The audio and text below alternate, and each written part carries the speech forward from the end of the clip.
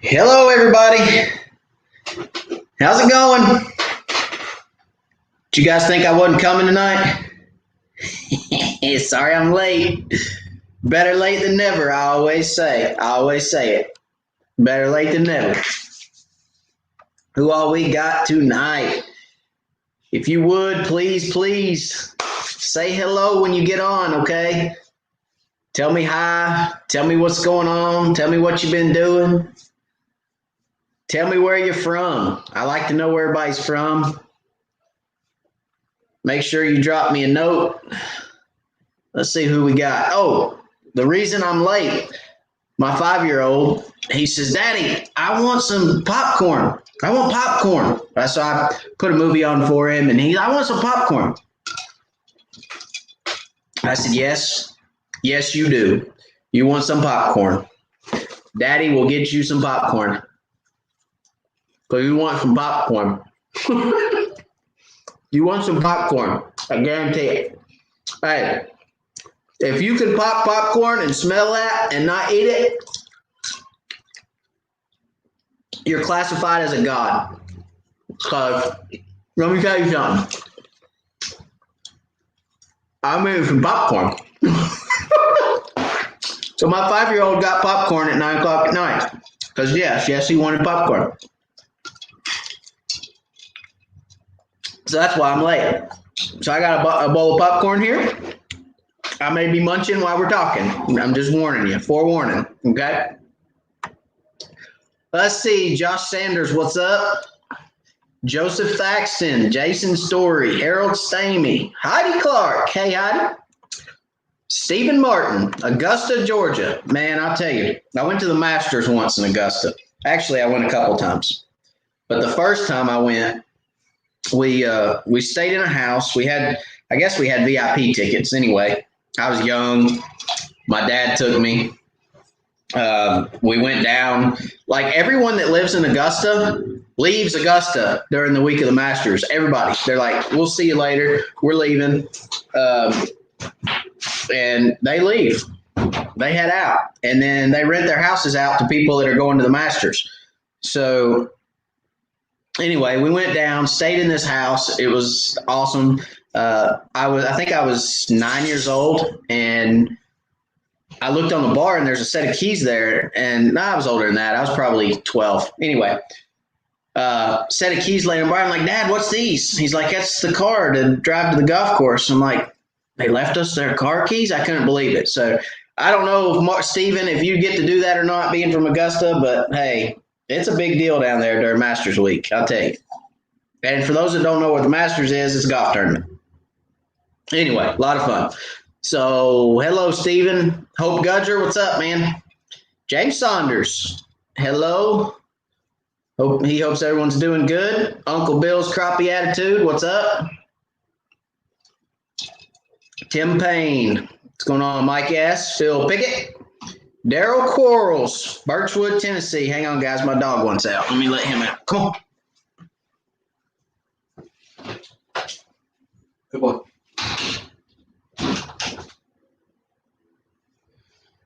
All right. I don't let him out. He'll be walking around, jingling and everything else the whole time. All right. Let's see. Who else we got? Jason Story, Terry Gear.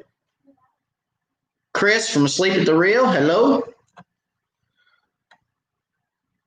Ashley Coffee, good evening. Jimmy Pratt, Aaron Reck, Josh Hirsch, Terry Davis, Robert McMahon, Trent Smith, Stephen Webb, Matt Scotch, Matthew Kofelt, what's up? Good name. Matt and Matthew, good names, solid names. Yep, without a doubt. Beaver Creek, Ohio, Todd Pell. Tim says, that's probably better than eating crappie niblets. That ain't no doubt. Hey, that popcorn right there is a lot better than a crappie nibble. I'll guarantee that. No doubt. Let's see. Silent Night.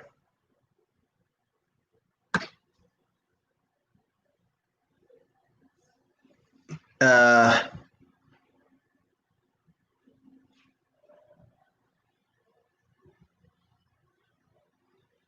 not sure. Okay. Um,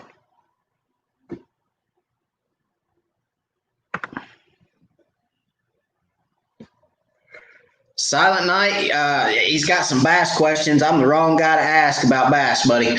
I'll be honest with you.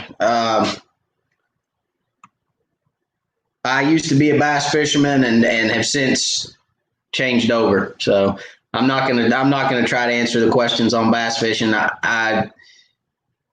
I probably could, but I'm not going to guarantee you that I'm going to get it right. So, of course, a lot of the things. Let's see, where's Tim's comment? A lot of a lot of the tactics that work for crappie work for bass as well. I will say that, but I'm not gonna get into the whole bass comment or questions. Jody Gazaway, hello. Chad, what's up? Crappie Express, Milton Barnes, what's up?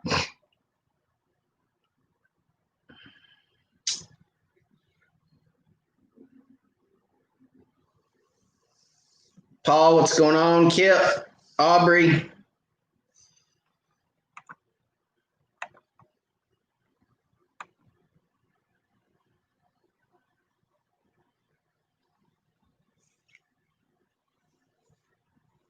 Stephen Martin. He said, I live in South Augusta, but work there. And yes, I might just start vacationing on that week. It's a big deal down there. It's a big deal. A lot of people come in too. All right, so let's talk a little bit about last weekend. I did pre-fish last weekend for a tournament. I did get a show. You guys saw the show. I had some deer come by. It was really cool. Had a great time. Caught a ton of fish. Feel like we're pretty well prepared for this week. Like I said, we got a tournament on Douglas this Saturday. East Tennessee Crappie Club is going to be a great time, great event. A lot of fish are going to be caught. Fish are in a true fall pattern, and Douglas being a drawdown lake, they've started drawing the lake down, but it's in kind of that mid area. It's not drawn all the way down yet. There's still a lot of areas to fish. A lot more water in that lake now than there is, say, December or January. They draw Douglas down, well, anywhere from 40 to 60 feet. And when the water's down, there's a lot less water to cover. Does that make sense? Because there's less water in the lake, there's less area for the fish to get in. So it congregates them a little bit more. But right now, a lot of water still in that lake, but a lot of fish in that lake. So going to be a good tournament. But let's talk a little bit about the thumbnail. When it rains, it pours. So I'm not going to get on a negative tone or in a negative connotation for this live, but I am going to tell y'all my experience this last weekend. It's pretty comical if you ask me. So they said, of course, the hurricane came in. Hurricane, what was it, Drew or Daniel or something? I think it was a D. Anyway, whatever it was, Hurricane George or Greg or whoever it was, hurricane comes in. They were talking about rain stopping at 8 o'clock. It did not stop at 8 o'clock. As a matter of fact, it did not stop all soon so hard at times that my boat, literally the floor filled up with water, and I had to build like 5 or 8 different times to get water out of my boat. So it was a miserable, miserable day. The only time it quit raining is when I filmed for you guys, and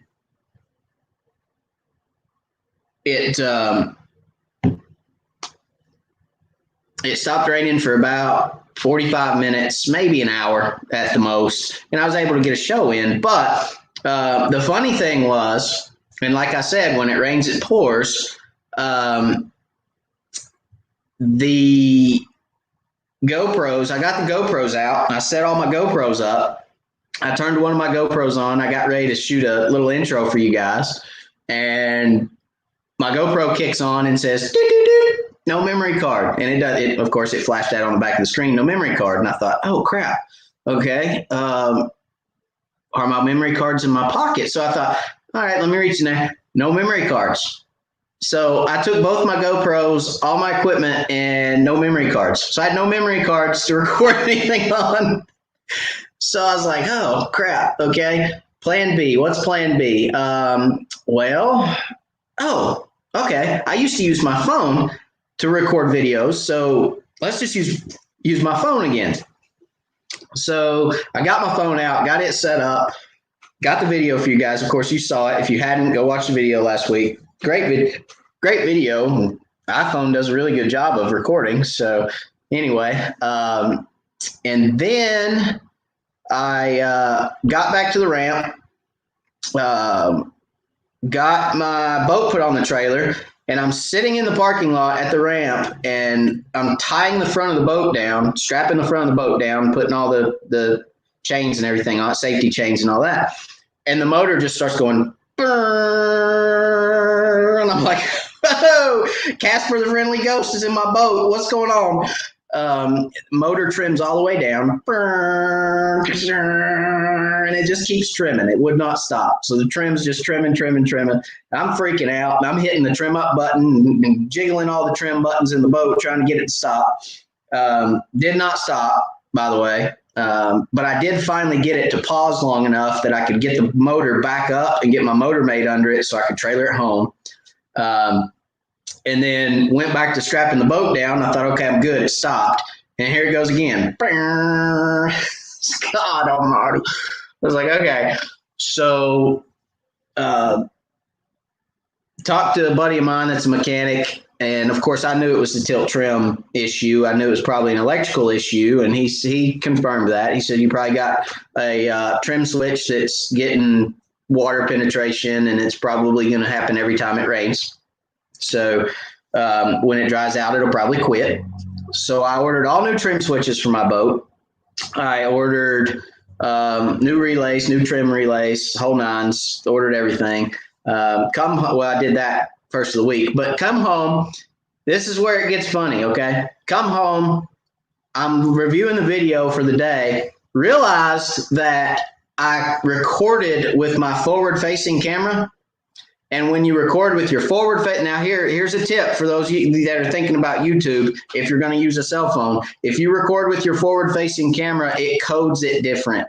And a lot of computers and a lot of programs won't read that forward-face code, and you have to go in and actually change the format, if you will. It formats it different. You have to change the format, which is a pain in the rear, to get it to show the video and have the sound. So it was a nightmare.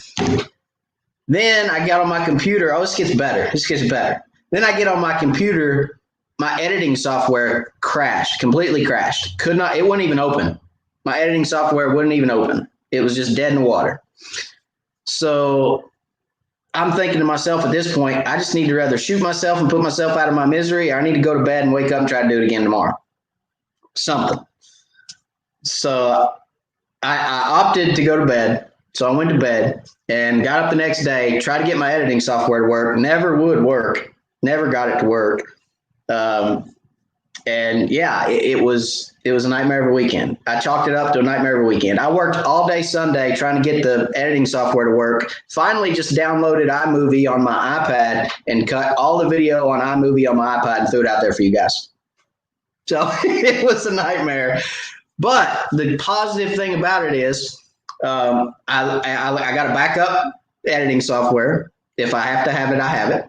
And the gremlins reared their head in my boat to, before a tournament and not during a guide trip or during a tournament. So they reared their ugly head when they needed to. My family's safe. My kids are alive. They're well. They're healthy. It's all good. But for those of you that have given super chats lately, and if you don't know what a super chat is, it's an opportunity. It's right down there in the bottom underneath the comment section. It's an opportunity for you guys to give back into this channel to provide monetary support for the channel, to keep me on the water, keep me making good content for you guys. Okay.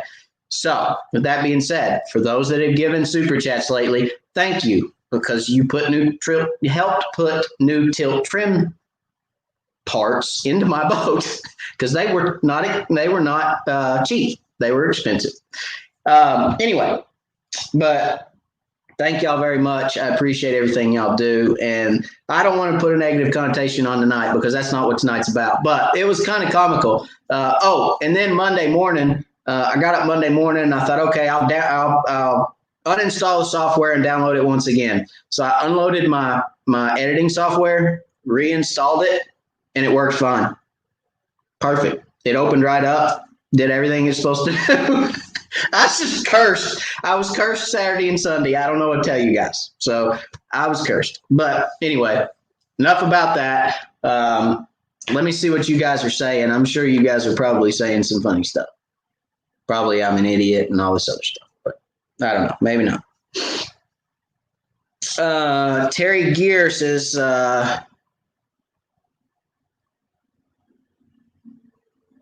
well, I'm coming back to Terry Davis in just a second. Terry Geary says, hey, Matt, I'm getting ready to order the amp battery. Which charger do I need, the 3 amp or the 10 amp? And what is the discount code? So, Terry, if you want to get a discount on an amp battery, buy it through Crappie Cove. Crappie Cove will give you 10% off with the wired discount. Amp does not have a discount with me, okay? So if you're going to buy the amp battery, and you want a discount, you can get that through Crappie Cove in Gunny's in Maryville, Tennessee. Give them a call, tell them you want a battery, they'll hook you up. As far as the charger's concerned, the 3 amp charger, in my opinion, is the way to go. And let me explain why the 3 amp charger is the way to go. So the lower amperage that you charge a battery with, the better the charge of that battery is. The slower you charge a battery, the more consistent and the more, I don't want to say more better, that's not a word, the better the charge on that battery is with a lower amperage charger, okay? So you're going to get a more consistent, more solid charge with a 3 amp than you are a 10 amp. Now, will the 10 amp charge it? Yes, the 10 amp will charge it quicker. So if you need a quick charge, then the 10 amp is the way to go.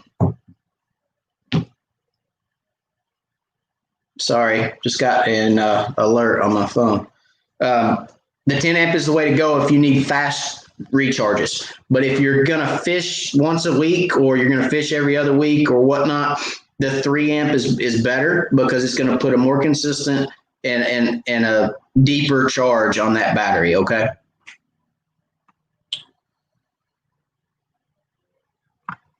Terry Davis, guess I'm out on Douglas, broke my leg. Yeah, okay. That stinks. I'm sorry to hear you broke your leg, buddy. I wish you all the best, and I'm going to have to call you now and talk to you about it because I want to know how you did it. I'm nosy. I want to know how that happened. I'm sorry to hear that. That's horrible. I'll say a prayer for you. I hope everything's okay. Hope there's no surgery or anything like that involved. I hope you're going to heal and get back at it soon and come fishing with us some more. But, man, I hate to hear that. I'm sorry. That stinks. Are you in a wheelchair? We can wheel you out and just push you off the dock into your boat. Push the trolling motor down and give you a remote control and a fishing rod. And we'll get you out of the boat when you get back to the ramp. We can push you around. Those wheelchairs have a lock on them. You can lock it down, troll around the ramp and fish. We can make something happen. We can redneck engineer something.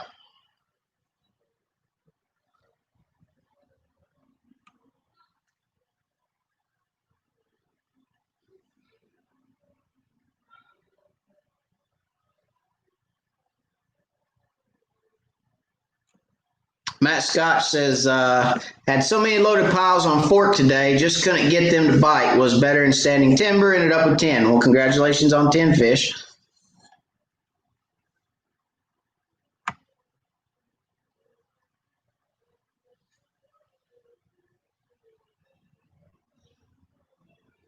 Ricky, good evening. Chad, hello. Aaron says Aaron said your software has COVID. Yeah, probably so. Hey, let's talk about that for a minute. And I'm going to get to the whole structure cover thing in just a second. I promise we're getting there. But let's talk about that for a minute. So, like I said, I ordered my boat parts, okay? Spent an arm and a leg, by the way, on my boat parts. And I purposefully spent extra money to get them rush shipped, okay? Not only did I pay extra money to have them rush shipped, I bought them from somebody who said they had them in stock. In stock, okay? So one day went by, never shipped. 2 days went by, didn't ship. Today, called them. They said, oh, it could be 2 weeks. I said, what? 2 weeks? For what? They're in stock. You have them on the shelf. Why is it going to be 2 weeks? You're kidding me, right? No, it's 2 weeks. We've gotten so far behind with COVID that it's going to be 2 weeks before we ship your product. I said, no. I said, come on. I said, well, then y'all need to go to your website. You need to take rush shipping off your website. If you're not going to rush ship something when somebody pays the service to rush ship something, then you need to take it off your website. I said, now, I got a tournament this weekend. That boat's going to be fixed one way or the other. You're going to have to give somewhere. Somebody's going to have to do something. We'll contact the warehouse manager. I said, give me his email. I'll contact the warehouse manager. And they did. They gave me his email. So anyway, after talking to the warehouse manager, I said, man, come on. I said, you can't blame COVID for everything. Now, I understand if you don't have a part and it's coming from a manufacturing facility that has been plagued by COVID, but if you have parts on the shelf and you have anybody in your warehouse shipping, you got to be able to ship them, put them in a box. It's pack and ship. Come on. Guess what? 30 minutes went by and I had a tracking number. No joke. 30 minutes went by, I had a tracking number in my email. Now, I'm going to leave that one for you guys. I'm going to leave that for the imagination. But come on. Can't blame everything on COVID. I don't believe that. Anyway, I'm ranting now. I'm going to stop ranting.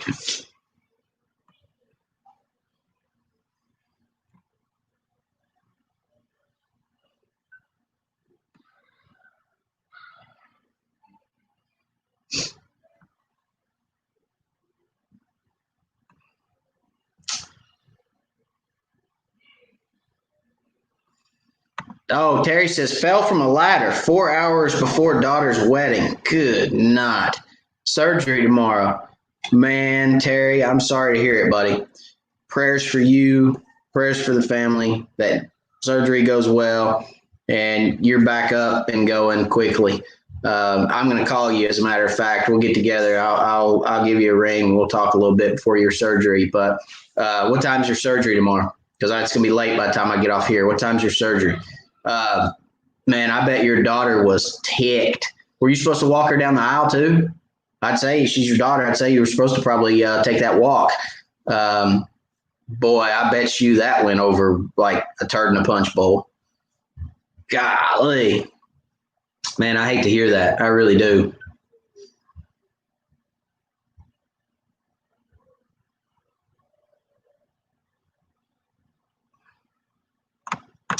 Yeah, Daryl, let's talk about that. So Daryl Quarles says Chattanooga Crappie Club has a tournament Sunday for the Forgotten Child Fund. Yes, they do. And, Daryl, I have a hard time. I'm going to try to be nice.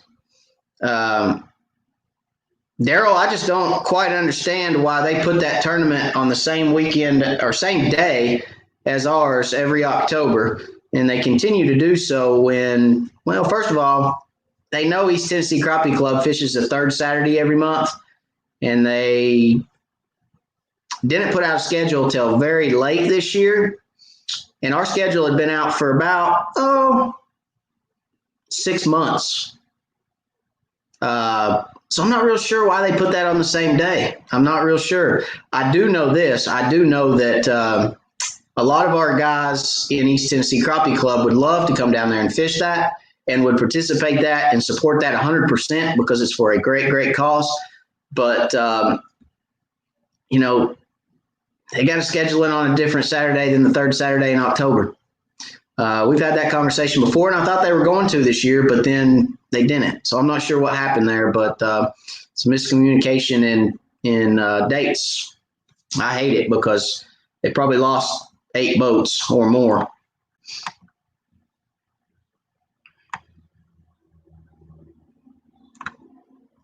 Josh Sanders said, same thing happened to me. Paid for rush shipping, then sent me an email saying it was on back order. I told them to fix the website and take the charge off too. Yeah, no joke. Well, they're shipping mine overnight now. So it went from 2 days to overnight. I'm okay with that. But, yeah.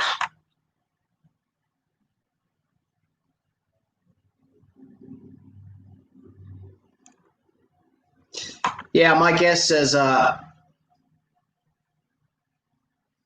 I work for a car dealer, can't get a lot of parts due to national back order. I agree. There is a lot of back order. There's a lot of different things going on. But at the same time, when you have it on the shelf, Mike, and it's in stock, and I confirmed, I was like, do you have it in stock? And they're like, oh, yeah, we have 3. I'm like, well, then what's the problem? So I agree 100%. If it's on back order, it's on back order. They can't really help that. But if they have it sitting on the shelf and it's a pack and ship, come on. Come on. You know what I mean? Living life with Laura. Everybody tell Laura hello. Laura is my wife. Everybody say hello, Laura. Hello, wife.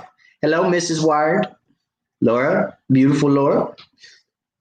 Matt, don't you usually participate in that tourney? Yes, I do participate in the Forgotten Child tourney. And I do that because it is a great cause. The Forgotten Child Fund, guys, is a fund that takes up Christmas toys takes up Christmas gifts, toys for less fortunate children. Okay. So it is a very good cause, very worthwhile going to.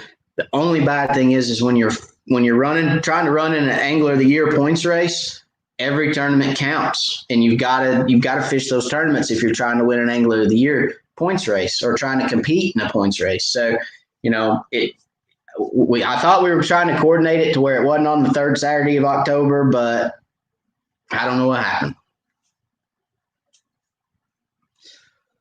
Paul, thank you, Paul, for the super chat. I appreciate it, buddy. Again, guys, super chats are for a way for you guys to support this channel, help keep me on the water, keep me making great content for you guys to watch. Paul, I appreciate you very much, buddy. Every dime of that will go back into crappie fishing, and I appreciate you very, very much.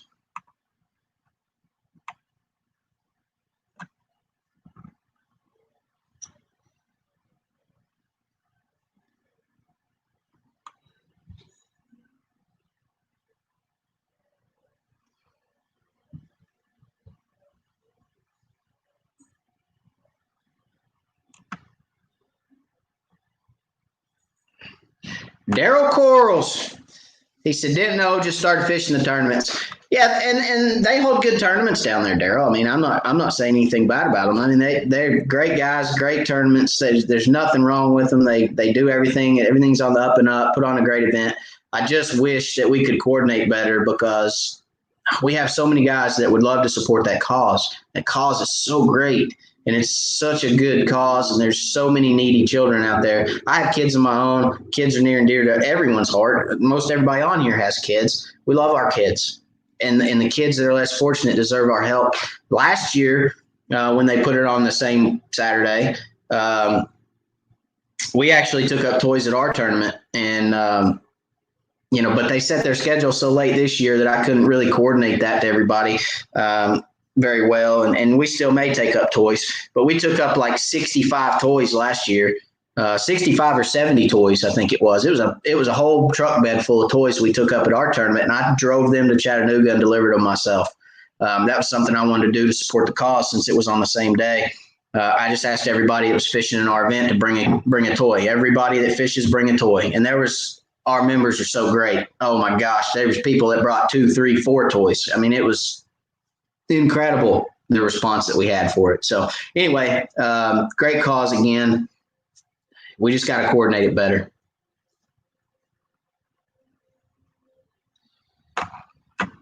Aaron Reck, can you send me info on your guided trips? Aaron, yes, info for those. If you guys go to www.wiredforcrappie.com, just like it's on the logo, okay? For crappie.com. I have a website. All the information for the guide trips is on the website. Whether you want one person, two people, half day, full day. Also, I have a calendar on my website that shows you my available dates if you want to book a trip. Okay. You can do everything right there on the website, Aaron. You can look at the dates. You can look at the costs. You can book a trip. You can pay. You can do everything right there on the website. Okay, buddy. And then once I get it, asks for your information. You put your information in. Once you pay and you pick your date, I'll contact you. We'll talk about lake. We'll talk about, times. We'll talk about ramps. We'll talk about, how you want to fish. Do you want to troll? Do you want to cast? Do you want to jig? Do you want to shoot docks? There's so many different things to talk about. So if you guys are interested in that, it's on the website, www.wiredforcrappie.com. Okay. Heidi says, hi, Laura.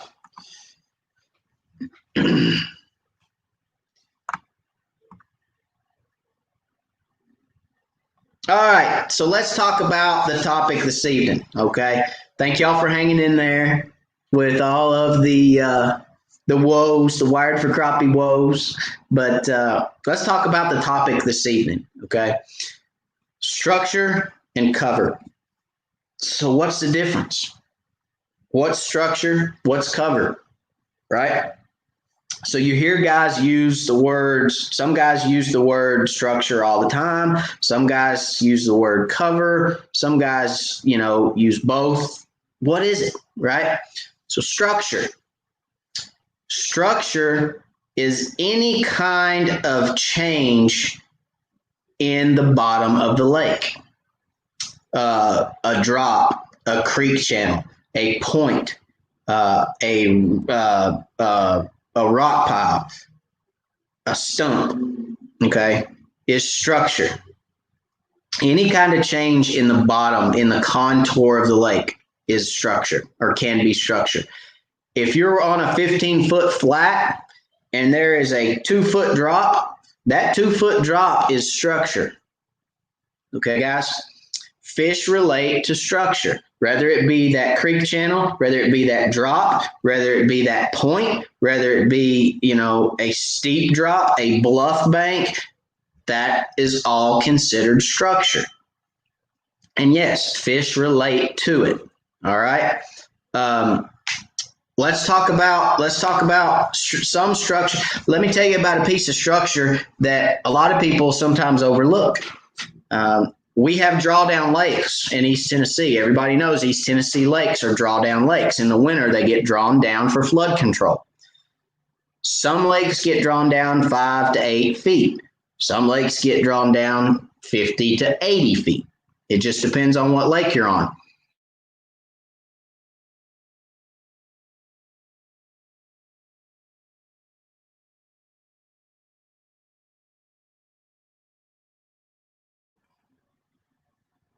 Can you guys see me? I hope so. The runoff that comes off the hills and off the mountains and comes down to the lake creates drainage ditches. Those drainage ditches, when the lake fills back up, are structure. I'll tell you a real quick story. I was on a lake here in East Tennessee.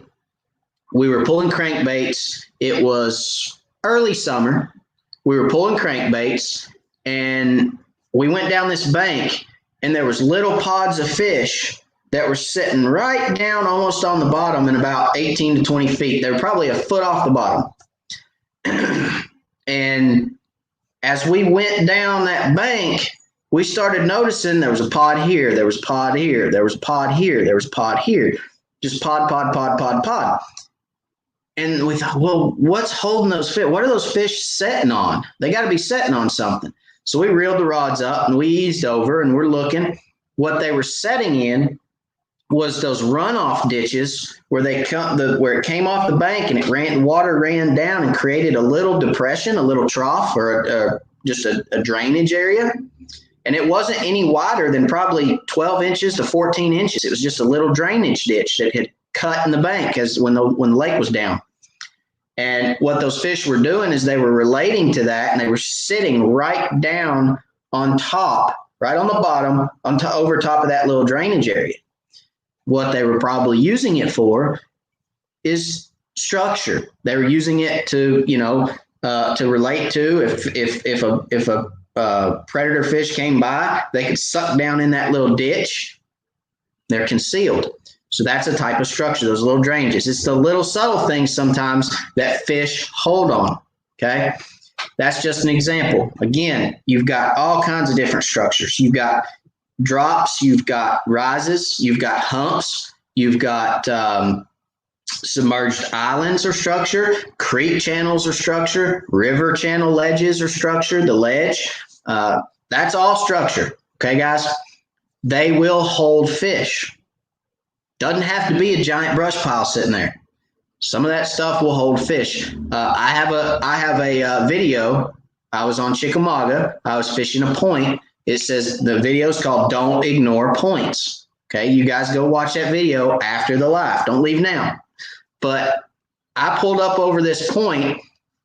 They were running a lot of current. It was a main lake point. They were running a lot of current that day. I came in the creek. I went over the point, and when I dropped off the other side, there was fish stacked everywhere, stacked vertically, right, Heidi? There was fish stacked all along the backside of that point, out of the current, okay, relating to that drop. They were using that drop as a current break structure, okay? So now let's talk a little bit about cover. Okay. Cover is your brush piles, your trees, your blowdowns or laydowns, whatever you want to call them, your docks. Okay. Your poles, your bamboo buckets, your stake beds, your anything that is coming off of the bottom of the lake that has height to it, that has, limbs and wood, and that's all cover. Okay. Fish, obviously, crappie, relate to cover. Why do they relate to cover? They use cover for ambush, as an ambush point, because they can sit in cover and ambush prey or bait, or prey. They can ambush bait from cover. They also use cover as concealment. Okay?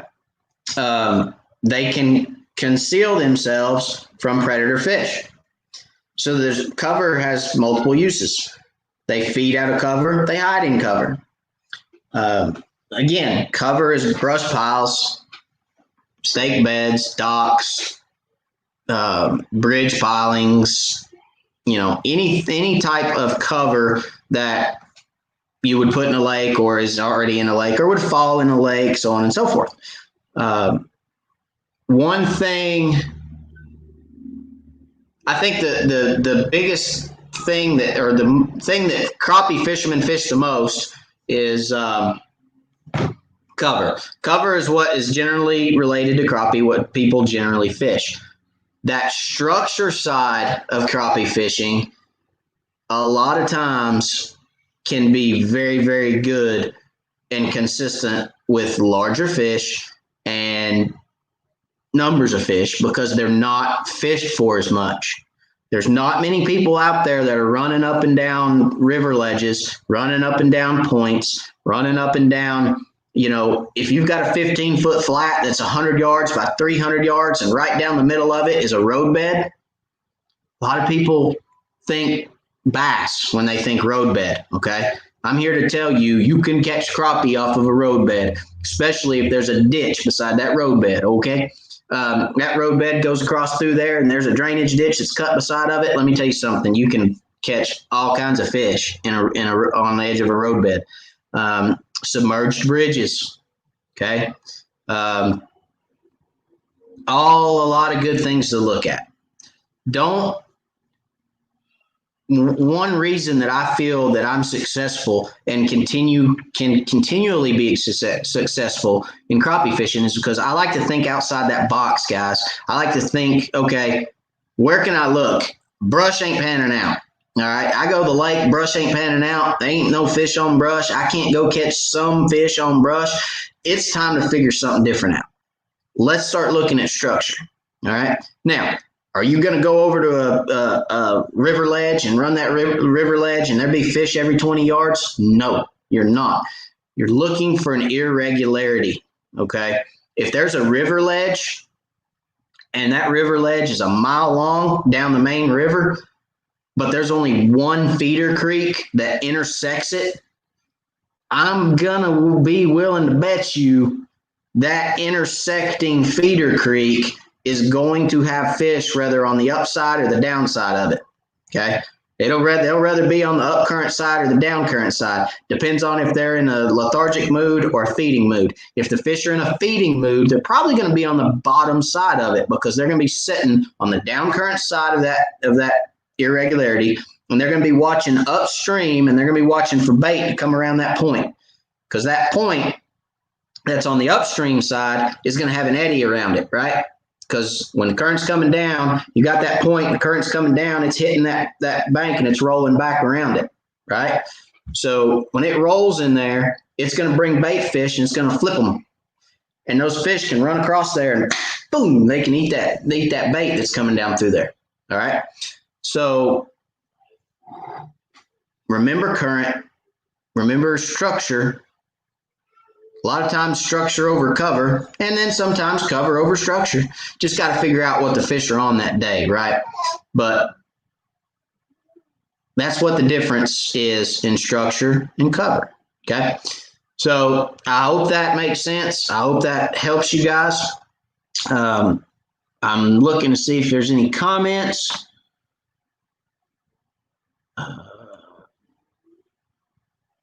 Andrew, he said he made it. Hello. Al wants to know if Jimmy's paying attention. Al says, you paying attention, Jimmy?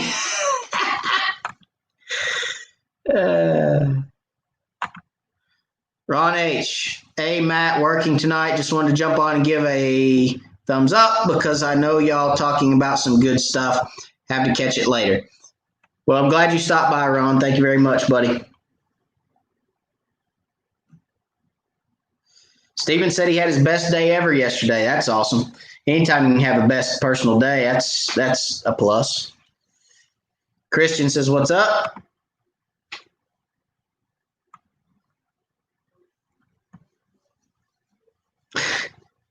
Steven, I'd put that on there, but I don't know, buddy. Steven found a new way to rig stump bugs. It was pretty funny. I seen it earlier. But yes, let's talk about some other types of structure. Like I said, those road beds, submerged bridges, those subtle drops, the subtle rises, the humps, the submerged islands. We have in East Tennessee, we have current in our lakes. Sometimes more than others. It depends on if TVA, Tennessee Valley Authority, is running water through the dams, if they're generating energy, or if they're spilling because we have an overabundance of water in the lakes. But a lot of times there is current in our lakes. And then a lot of times anglers can take advantage of that current, okay? You can take advantage of current. Current, a lot of people don't like fishing current because it is tough to fish in, especially a lot of current. But you can take serious advantage of current. Just like I was talking about earlier, if you understand current, you understand how it sets up fish, you can take advantage of that. So, some of these eddy areas, if you got a lot of current rolling, look for eddy areas. Think to yourself, okay, they're running 40,000 CFM, which is cubic feet per minute. They're running 40,000 or 80,000 or 60,000, whatever they're running. If they're getting up there in the tens of thousands and they're running wide open, like we see a lot of times during the raining season in East Tennessee, they will look for eddy areas. They will look for current breaks. They will look where they can get out of that current. And I'll tell you, some of the better days that I've had have been when they're rolling the river and you're sitting right out there in the middle fishing it, and people are looking at you like you're crazy because you're sitting there on the trolling motor the whole entire time, and you're throwing a 1/4 ounce jig head because that's the only thing that'll get down to the fish quick enough before your jigging's up at the dam. But what you can do is you can find those little eddy areas. A lot of people don't know they're there because they're not looking and thinking the same way you are. You're thinking, okay, there's a little submerged island right there. And on the backside of that island, there's going to be a little eddy area, which when I pitch that jig in there, he ain't moving that much because it's spinning. And you can pitch that jig in there and those fish are sitting there and you can catch a lot of fish, okay? So you don't have to just go out there and find brush piles. That's what I'm trying to get at. You can think outside that box and you can find some of these fish on different stuff. And it's so rewarding. It's rewarding to me. When I go find fish that aren't on a brush pile, 9 times out of 10, those fish have not been fished for before. Not sitting where they're sitting. Now, I'm not going to tell you that nobody's ever fished for them, but 9 times out of 10, if you find something that's extremely out of the ordinary like that, you put a jig down there, you know they don't see jigs very often because they're whacking it, just wearing it out. But it takes time to find it. You guys know me. I like to have screen or windshield time.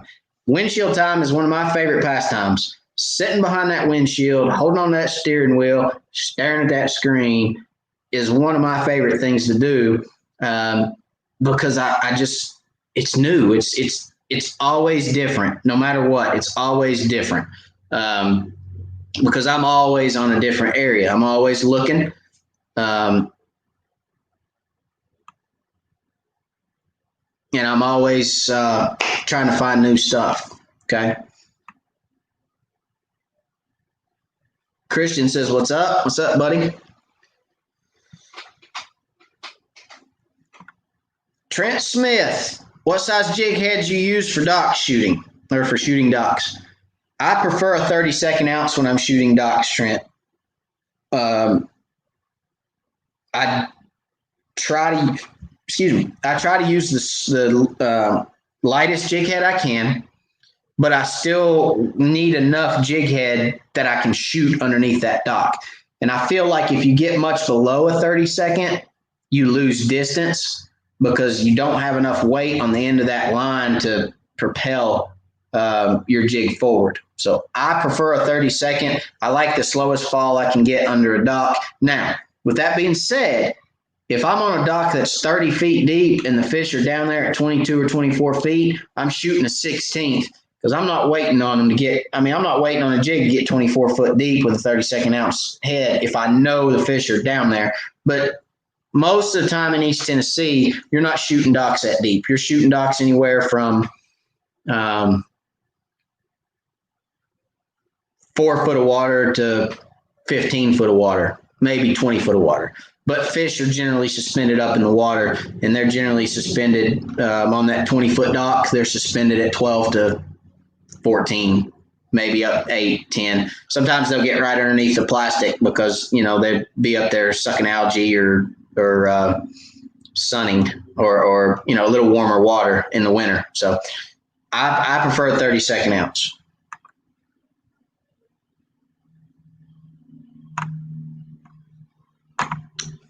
Josh Sanders, when looking for new structure, how do you determine your starting point?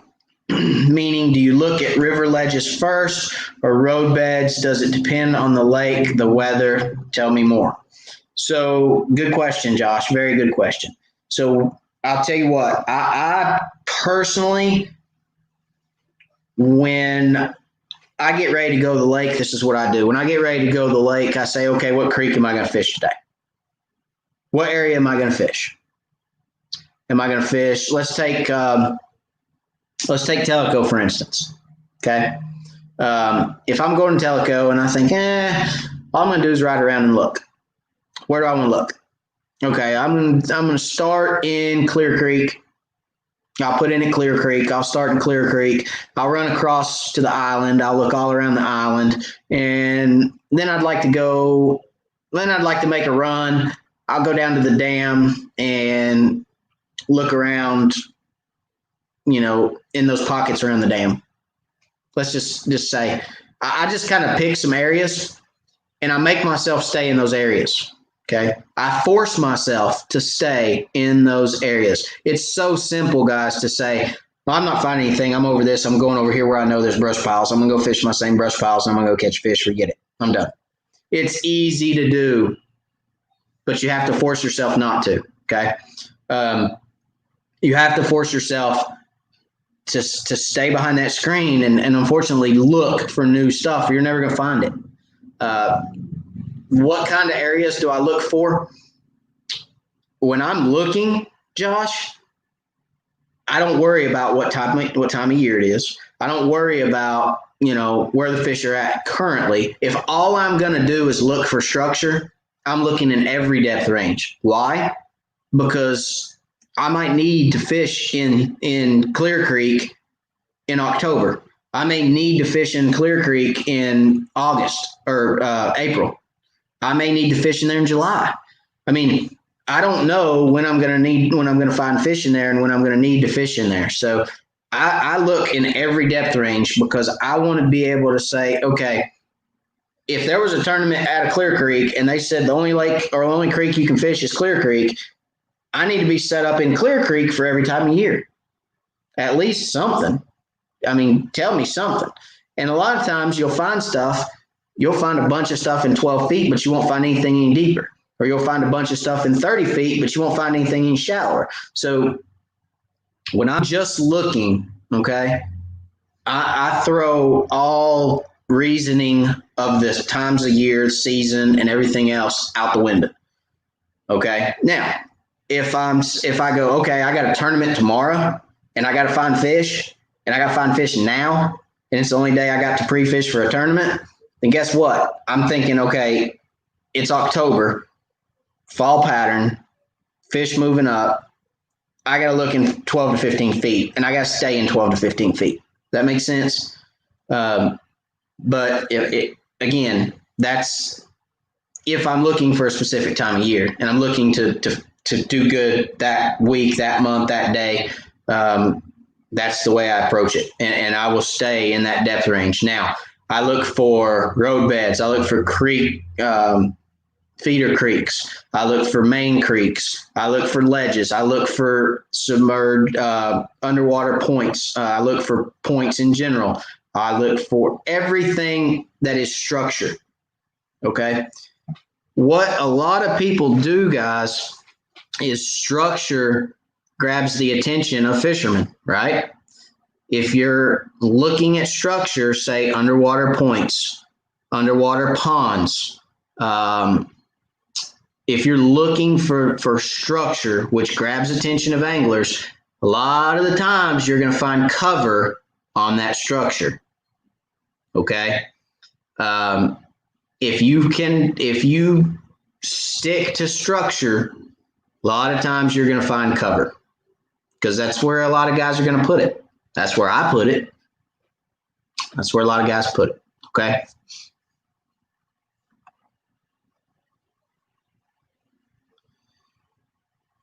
Trevor says, just got the chat for the first time, sitting around trying some new prototype jigs for the fall bite in Southern Illinois. Well, welcome to the live, Trevor. Hope your jigs work.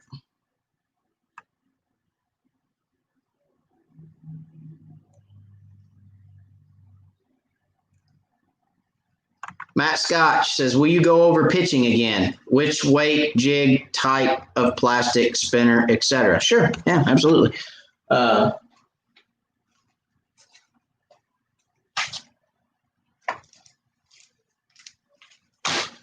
So pitching this time of year, and we'll stick to this time of year because we're in it. So this time of year, I prefer to pitch because I'm generally fishing deeper brush. I'm generally fishing deeper than 12 feet, right? So I prefer to pitch a 16th ounce double cross. That's a crappie magnet double cross jig head, okay? 16th ounce. Everybody knows I like chartreuse. I do use pink. I do use white. I use just the regular old unpainted jig heads a lot of times. Gray is a color, guys. Silver is a color, okay?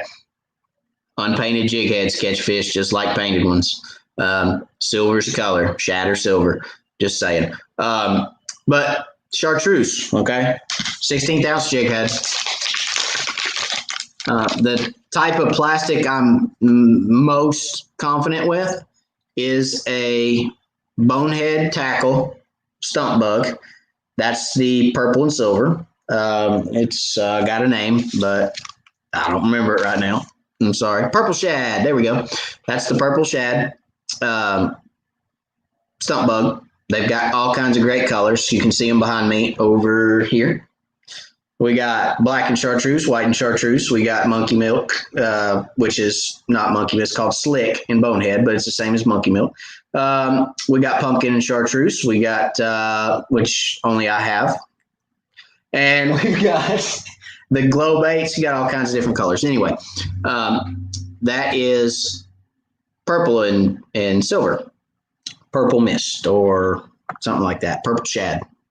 There's so many different names of baits. It's crazy. Purple shad. So what I do is I just run that jig head right down through there. You want to go just about to the bottom of that jig with the hook, okay? Bring it on out. You slide her on up there.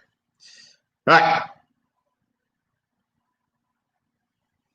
So that's the setup that I typically use. That's not the color that I use all the time, but it is sometimes.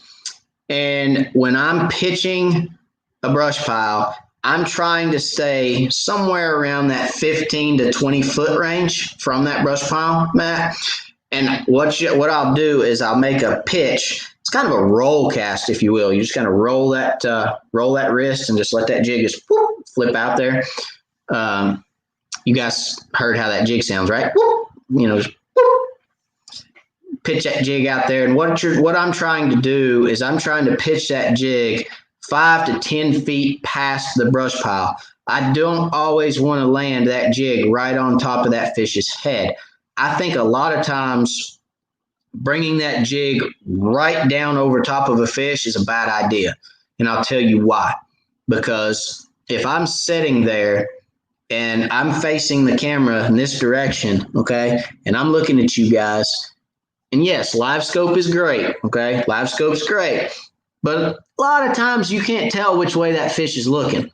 You can see him, but you can't tell where his eyes are, right? It's not that good. So if I'm trying to pitch over top of that fish and I make a pitch and he's facing the camera and I'm back here, okay? So he's facing away from me and I pitch that jig and it falls down back here, he's not going to see it. I'm going to think, oh, that fish is not active. I'm going to go to the next one. That might not be so.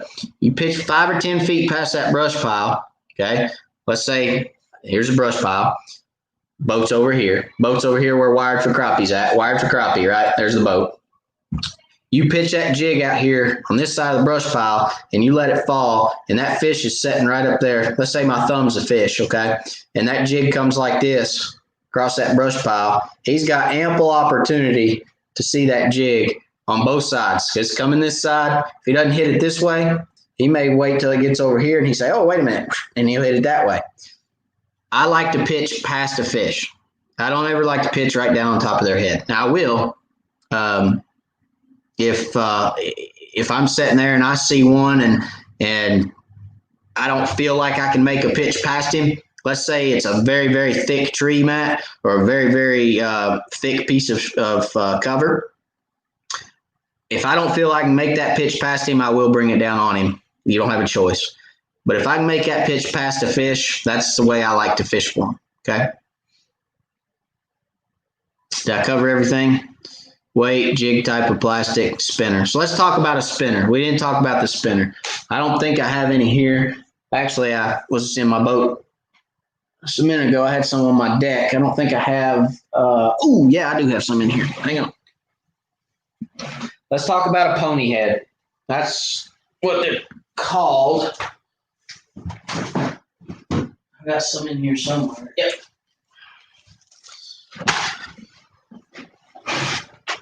All right, so let's talk about spinners, okay?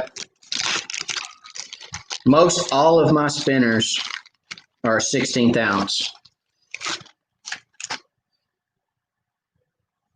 that's going to remind you guys of a Roadrunner. That is not a Roadrunner. This is made by Mr. Curtis Hobbs at Lightwire. He calls them pony heads. So if you want to call Mr. Curtis Hobbs at Lightwire hooks, he's going to call it a pony head. What is great about a spinner at times is it adds action and flash to your jig. All right. There's times when fish want a spinner. There's times when they don't want a spinner. There's times you can put a spinner down there and they can just steer right away from it. They'll run from it. As a matter of fact, I've seen them run from it. And you can take a regular jig, such as this right here, put it down there, and they'll gobble it up. It just depends on the mood of the fish. So there's a time and a place for each jig head and each profile head. A spinner is a great tool to have, say, springtime, when fish are very active and a lot of fish are guarding fry. They're in a mood that don't mess with me, don't mess with my women, don't mess with my kids. A spinner is a good thing to have. It just agitates fish that much more. And you can swim a jig a lot more in the spring when fish are more active. You can swim a jig and get away with a spinner, and they will just absolutely eat it up. So I always have these in my boat. There's two different types of blades for a spinner. There is your Colorado blade, which is what that is, more of an oval shape Colorado blade. Or it's more circular, I guess, than oval, but nonetheless, Colorado. And then your willow leaf blade, which is the real long, slender blade. I honestly prefer a willow leaf probably over the Colorado. Reason being is you're going to get a lot more twist and a lot more flash than you are, or with a willow, than you are a Colorado. A Colorado is going to give you more water disturbance, but it's not going to give you as much flash because it's not going to spin as fast. Does that make sense? So that's my 2 cents. They have silver, they have gold. In muddy water, I like a gold blade. In clear water, I like a silver blade. Okay. That's my take on spinners. And that hopefully answers all that question, Matt.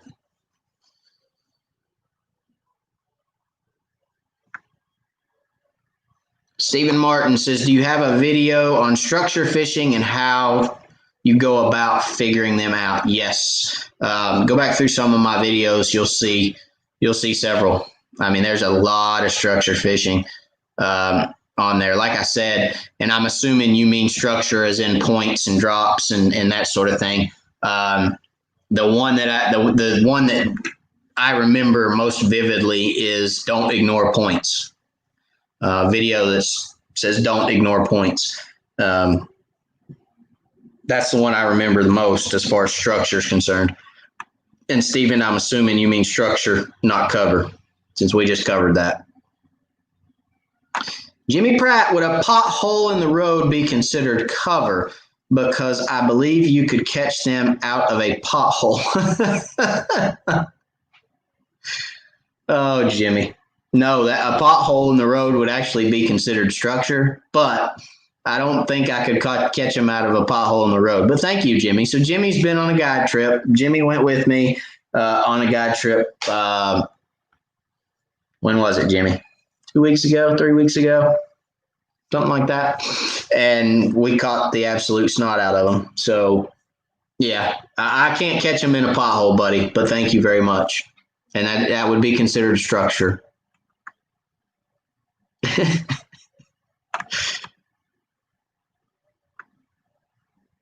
Slab Buster, he says, hey, Matt, what's up? Just got away to get on with you. Well, welcome, Slab Buster. Hope you're doing well. Thanks for joining us. Here's a good question. Bradley Baker. Matt, do crappie react different with a lot of fresh rain water? That is a very, very, very good question, Bradley. Crappie typically don't react a lot different with a lot of fresh water, but they will act different. Yes. So is a lot of fresh water going to turn off fish? Not really, depending on the year. Springtime, it can affect them because of the temperature of the rain. If the water temperatures are right for spawn, and you get a very, very cold rain and it lasts 3 or 4 days and the water temperature drops 10 degrees, yes, that's going to affect them. They're going to push out. They're out. They're gone. Okay. If they're up shallow in the winter and there's a warm rain for 3 or 4 days and it's just getting overabundance rain, yeah, that's going to push them out. Rain adds oxygen to the surface, because when the rain comes down and lands on the surface, that's just like a fish tank. You put a waterfall in a fish tank, adds oxygen to the water. Rain is going to add oxygen to the surface of the water. Okay, fish will move up because they're coming up for oxygen. The oxygen content, the oxygen levels are raised, and they're coming up to the oxygen. Will they come all the way to the surface and sit there? No, it's not what I'm saying. But as that oxygen and that water falls and the oxygen falls through the water system or through the water column, those fish are going to take advantage of that. Okay. So, if you get a lot of rain, Bradley, and the lake muddies up, then fish are going to go shallow, because as the lake gets muddier, the fish are going to go shallower because the water clarity. Okay, they're going to follow that clear water, or not necessarily clear water, but they're going to follow the water they can see in. Okay, feeding is just as important as surviving for a lot of crappie. All right, okay. There's some people have muskie. We have muskie down here. Large catfish. Chickamauga's got bass that'll swallow your arm. Let somebody tell me a bass won't eat a crappie. Bull, because I've had so many bass on Chickamauga come up and grab a 12-inch crappie off the end of my line. It ain't even funny. And I had one. I was shooting a dock on Chickamauga. I shot a jig under a dock, hooked a crappie. I'm reeling this crappie out from under a dock. It got to the edge of the boat, and this is when I had my old bass tracker because I was real low to the water. I kneeled down, stuck my hand out to grab this fish, and about a 7 or 8 pound bass hit the backside of that crappie. Wow, wide open. When I reached down for it, it freaked me out. I about went out the backside of the boat, because when I come up off the deck of that boat, I was backpedaling, and if my buddy wouldn't have been standing behind me, I probably would have went in. It spooked me. Golly, it scared the ever-loving mess out of me. You ever seen a bass come up and actually hit a bait like at the end of your hand? It will freak you out. So anyway, it's just as important for a crappie to eat as it is for a crappie to survive. So when you get a lot of rain and the lake muddies up, silt and things and wash in, those crappie are going to move up shallower so that they can get the light penetration, so they can see what's around them. Okay. So when the water gets muddy, the fish are going shallow.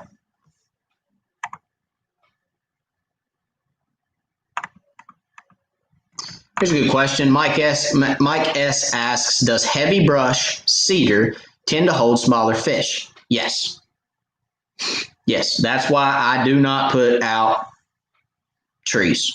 I do not put out cedar trees. I do not put out crisp trees. I do not put out trees.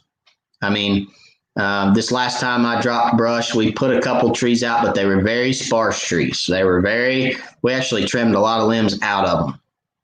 Okay.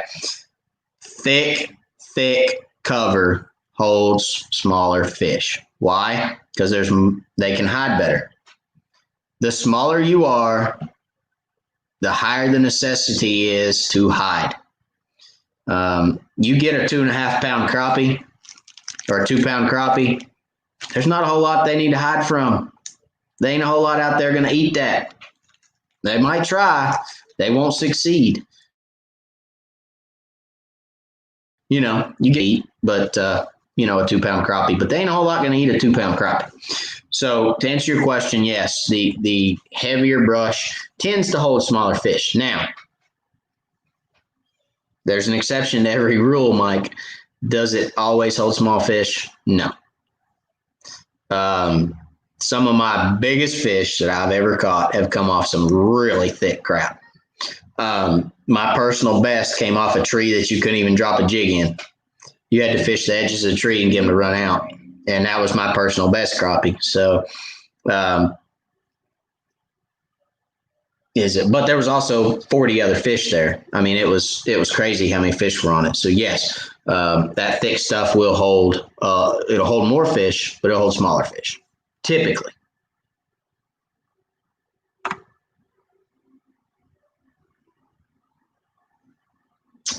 All right, first time for everything. I lost my spot. You guys know me. I lose it a couple times a night. I'm getting better, though. I think last time we only lost it once. We've only lost it once tonight. But I'm going to get there. I'm going to get back.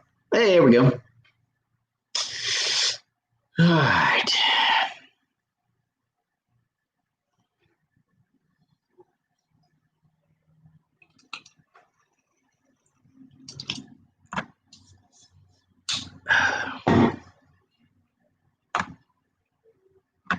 Terry Davis, 1:30. All right, Terry. I'll holler at you in the morning, buddy.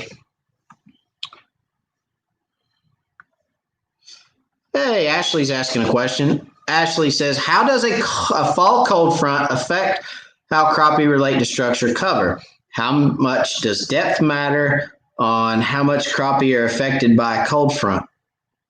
And typically, how long do those effects last? All right, so I'm going to do something here that you guys have never seen me do before, okay? I'm going to table that question, and I will answer that question next week, Ashley. And I know why. I know why that question was asked, and I'm going to tell you guys why that question was asked. Because we actually have, like I told you earlier, an East Tennessee Crappie Club tournament coming Saturday morning. And I am not this guy, and I'm not typically this guy, but I'm gonna let Ashley figure this one out because I think he can. I think Ashley can figure this one out. But he's asking me this question because we are supposed to get a huge cold front this week, and I think the biggest part of it is supposed to hit Friday. So he's asking me that question because he wants to know what to do Saturday morning. So, Ashley, I know you can figure it out. We've talked many times. I've actually answered that question for you before. I think you can figure it out, buddy. I'm going to give you credit. I know you can do it. I know you can figure it out. Between you and Josh, I'm assuming you and Josh are fishing together. Between you two, I know you can figure that out. Okay? And if I know you can do it. I'm not even going to say that because I know you can. I know you guys will figure it out. I know you will.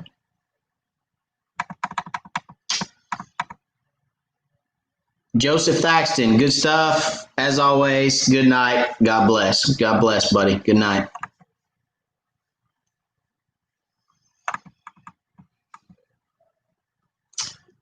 Oh, crap. There's number 2. I opened my mouth. I shouldn't have said nothing. Got lost again. Oh, I found it. See, I'm getting better at coming back pretty good. Crappie Man 20 says, hope the weather is good in Tennessee. Yes, thank you very much. The weather is pretty good in Tennessee. It's starting to get colder. We got a cold front coming, but hey, what would fall fishing be without a cold front? It happens every year. We're used to it by now. It happens every tournament. Actually, we get a cold front the week of the tournament, and it's always 2 days before the tournament. So, hey, we're used to it. Just another day in paradise.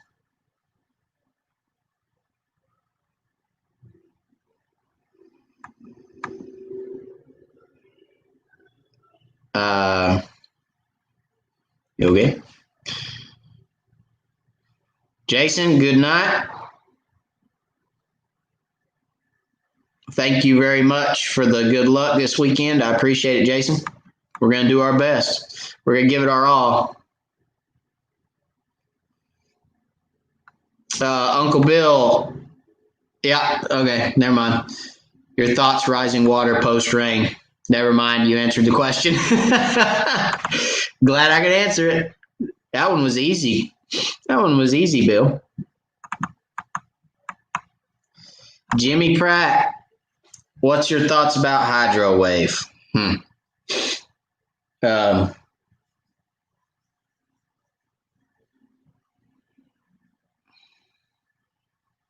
guys asked some good questions.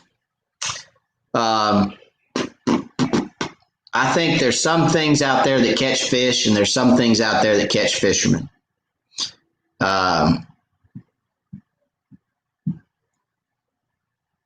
Okay, look. First and foremost, I'm not a biologist, so I'm not gonna sit here and tell you guys I know or I don't know if it works or doesn't work. But I do know what works. Okay, finding active fish that are feeding or in the mood to feed. You don't need it. You find fish that are active, that are ready to feed, or in the mood to feed, or want to feed, or set up to feed. You don't need hydrowave.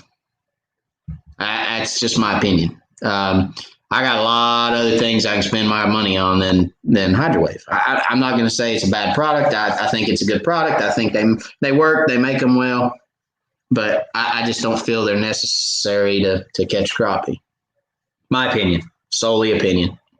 Not a biologist. Don't know how fish ears work. Lateral lines. I've read a lot about it. I know a lot about it. I know, the effects on a fish and their lateral line and how they feel vibrations in the water and hear vibrations through their lateral lines. And, it all makes sense. I mean, you put it on paper, it all makes sense. But I just don't. If you're on active fish, you don't need it. You don't have to turn it on if you're on fish that are hungry. David Wall, what's up? Ashley.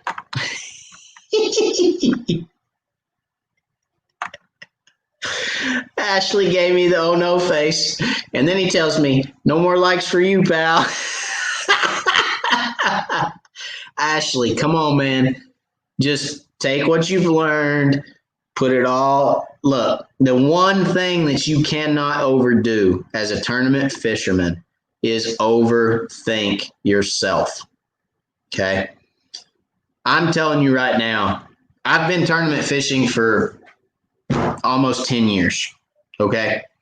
I'm telling you right now, it's amazing to me how good anglers, very seasoned, good anglers that can catch fish in a pothole, like Jimmy says, will get on this thing right here. Okay, the morning before a tournament or the night before a tournament or the week before a tournament with a game plan. Okay, already decided a game plan. They'll get on this thing right here, and one person will post a picture of a 2-pound fish that has got something in the background. They know what it is in the background, and their game plan will change like that. Okay, you've got to trust yourself. You've got to trust yourself. You've got to get a game plan. You've got to stick to it. You win, you lose. Okay. Take the tournament that the live tournament I did for you guys with Ken and Chris. I put a game plan in place. I knew what I was going to do. Got there to the lake. Said, we got an hour. This is my plan. We did it. I stuck to it. I lost. That's okay. I caught just as many fish as everybody else or more, just didn't catch the size I needed. But it's okay that I lost. It's not a big deal. I set a game plan. I executed that game plan. At the end of the day, it wasn't good enough. That's okay. Ashley, I know you can do it. I know you guys can take everything you've learned from my channel, okay? And Ashley, we fish together. Take everything you've already learned as anglers before any of this came about, any of Wired for Crappie came about, you'll be fine. Stick to your guns, stick to your game plan. You'll be all right. Trust me. And that hurts my feelings. You don't want to give me more likes. Come on, man. And that leads me right into the next thing. If you guys hadn't liked this yet, please hit that like button. Let everybody know that you like the content. Let everybody know that you enjoy Wired for Crappie. And hey, That's what we're here for. We're here for likes. We're here for subscribers. We're here to help. That's number one, is we're here to help you guys catch more fish, or I'm here to help you guys catch more fish. Smash that like button so that other people know it's good content too. Okay?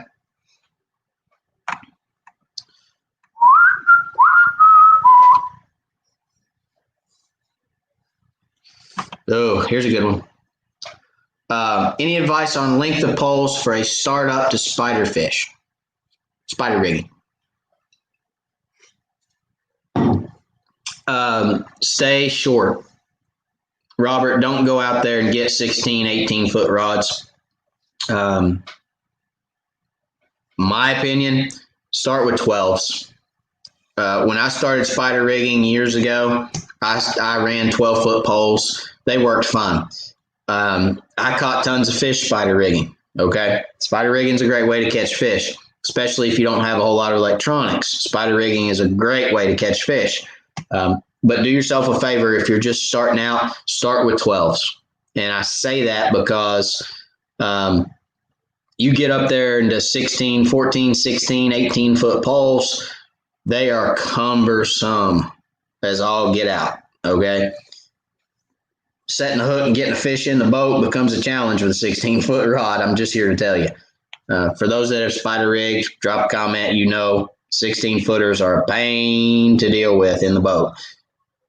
For startup spider riggers, I recommend a 12-foot rod. It gets it out far enough, but yeah, you still can manage that pole.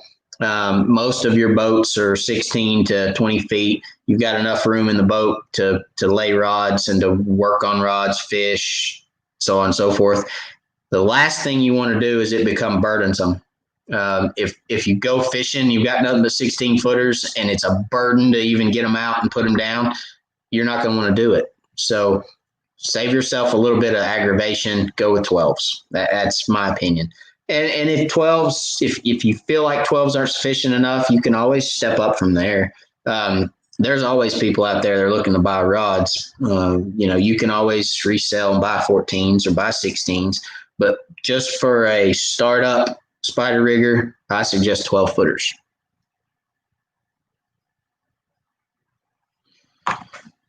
Terry, do you fish differently in the rain than not rain? Is the bite better or worse while raining? Fish slower, faster, or same? Terry, in the rain, I don't fish any different that day, okay?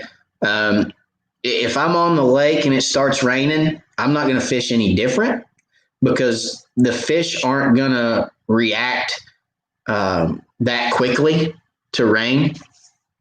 Hey, I saw another super chat. Hang on. Asleep, Chris, thank you for the super chat, buddy. I appreciate it. Matt's LP on his trailer is 356 GK9. Oh, license plate. Or message me for his address, and you can just follow him this weekend on the lake.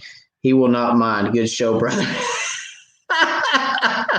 Well, I don't have a license plate on my trailer because in Tennessee, we don't have to have a license plate on our trailers. That's only people in Texas that have to pay for everything in their mother's brother, or Georgia, or some other states that have to have license plates on their trailers. But hello, buddy. So anyway, but thank you, Chris. I appreciate your super chat, buddy. Thank you very much. That's pretty funny right there. That's a good one. I give you props on that one. All right. So where were we? Terry, sorry about that. Okay. So fish differently in the rain. No. If I'm on the lake that day and it starts raining, I'm not going to fish any different. I'm going to continue to fish where I've seen fish that day.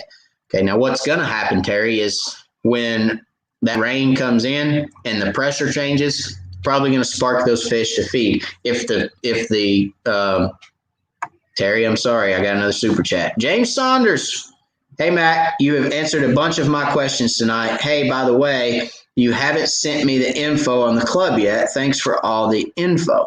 James, did I not send that? I thought I sent that. All right, James, do me a favor. info@wiredforcrappie.com. There is my email in the comment section, James. Please, please, please, before you go to bed tonight, email me so I have your email, and I will reply to your email with all the info for our club tonight, okay?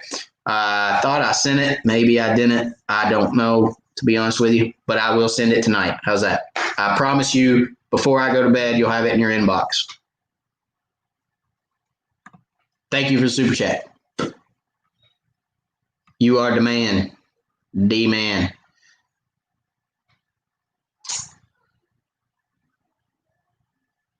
And if anybody else wants to join the club and needs some info, hit me at info@wiredforcrappie.com, which is right down there now in the comments. And I will get y'all the info tonight too. I'll send it to all 100 people that are on here tonight. If y'all want it, just shoot me an email, tell me to send it to you. I'll send you all the info, how you register, how to become a member, how to fish a tournament, what the rules are, what the bylaws are, and everything else. I got it in a folder. All I got to do is insert it and send, baby.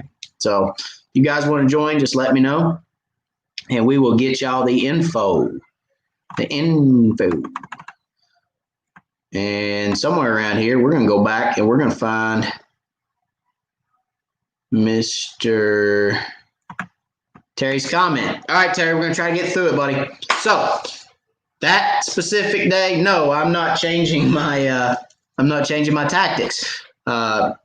What I am going to do is I am going to go, if let's say, Terry, I found fish that are lethargic that won't bite, and then it starts raining, there's a pressure change, it starts raining, I'm going right back to where I saw those fish that wouldn't bite. Why? Because the disturbance on the water, on the surface, okay, the surface disturbance from the rain and the change in pressure will trigger those fish to bite, okay? Changing pressures make a game move. That's proven, all right? Deer, turkeys, bears, fish, squirrels. Well, not squirrels. Squirrels don't move in the rain, typically. But you get my point, okay? Pressure changes cause fish to bite. Disturbances on the surface. You ever hear the anglers say, I want it windy, I want wind, I want wind? That's because of the disturbance on the surface has fish looking up. If it's a slick lake, typically you can catch fish, don't get me wrong. But I always want a little chop, not heavy wind. And I don't want 20 mile an hour, but a 4 or 5 mile an hour wind ain't necessarily a bad thing. And I'll tell you something else. A very slick, this is deeper, a very slick surface, Terry, light penetrates it more, okay? A very windy surface, light doesn't penetrate as much. Fish will get shallower. Fish will pull up. When it's raining and the water is distorted from the rain, of course you have clouds then because it's raining, but you get my drift. A disturbance on the surface will cause fish to suspend up higher in the water column because light won't penetrate as far. And fish will come out of cover. When it's cloudy or when you have a disturbance on the surface and the light's not penetrating as much and it's darker down there around that cover, fish will come out of that cover where they won't be buried in it as much. Bluebird days, you always hear people, they don't want to fish on a bluebird day because fish sit inside the cover. I mean, they're underneath it trying to get in the shade. When there's not as much light penetration and there's clouds in the sky, those fish will come out from under those brush piles and come out and suspend around them. It just makes it easier to catch them. They see the bait better. It's easier to catch them.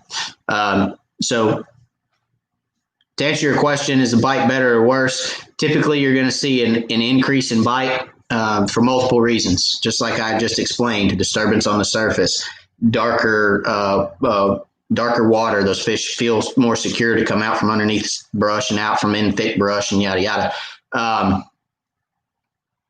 Does a rain make them hungry? Not necessarily. It's not going to make them hungry. It's just going to change the dynamics of the day. Okay. fish slower or faster or same, I typically fish the same. I typically don't change my retrieve. I typically don't change. Now, if fish are suspended, if they were in a brush pile, down thick in it, and then they move up over top of it and they're just straight up suspended, if I was vertical jigging inside the brush to get bit, I will change the way I present the bait. At that point, I'm going to go to a pitching technique or a casting technique, and I'm going to bring that jig across those fish, just slow rolling it, because now they're suspended up, and I can make those casts. I can make those pitches to the other side of the fish and bring it through them. I can work that jig in a more of a swimming motion instead of a vertical jig. I even may go to a curly tail, because something with some action on it that gets their attention to where they'll come out and they'll hit it. That's the way I would approach a rain. So, hope that helps. And I'm sorry it took a bunch of time to get to that, but hey, we had some super chats come in. So I always like to hit those super chats. Guys, if I see a super chat come in, I'm sorry. I'm not trying to cut anybody off or anything like that, but if I see a super chat, somebody donates some of their hard-earned money towards the channel, I want to stop and acknowledge that with each person that does that, because I believe that needs to be acknowledged. So if I cut your comments off, I apologize, but I do want to hit those super chats. Those are important to me and important to the channel. So I want to make sure I recognize those people. And also, guys, if you have a question that you really just have to get answered one week, please feel free, throw it in a super chat. I will make sure I answer those super chat questions without a doubt. I don't care if I have to stay here until 4 o'clock in the morning to get through super chat questions. I'll do that. So if you have something that's super, super important, because eventually we're going to grow to a point, guys, where I can't sit here and answer every question that comes in from you all every week. We generally spend about 2 hours together on Wednesday nights. I love doing it. But as we continue to grow and as more people continue to come to the channel, we're going to have to cut that back. And, if you need something answered, great way to get that to me right then and get it answered is through a super chat. Okay, guys, keep that in mind.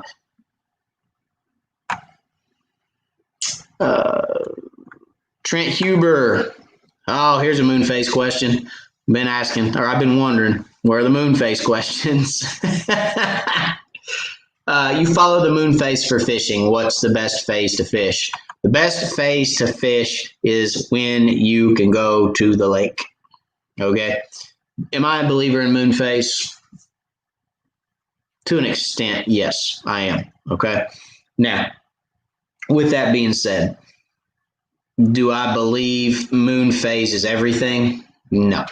I believe going to the lake and finding active fish is everything.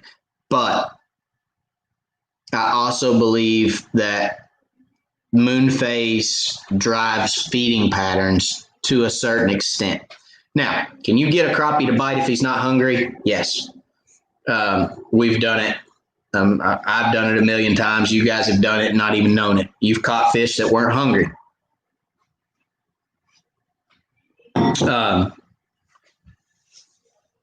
Do I believe during a full moon the best time of the day to fish is midday? Yes. Do I believe the best time to fish or deer hunt during a full moon is from 10 to 2? Yes. I believe it drives a pattern in game. But I don't live and breathe and die by it. Okay. I'm going fishing when I can go fishing. It doesn't matter if it's on a half moon, a rising moon, a falling moon, a full moon, a new moon. Do I look at it? I do, because I want to know. Do I look at peak feeding times? Yeah, I'll look at them. Do I live by them? No. So that's my opinion in the moon phase. And the best phase, again, is the phase you can go fishing on. Okay.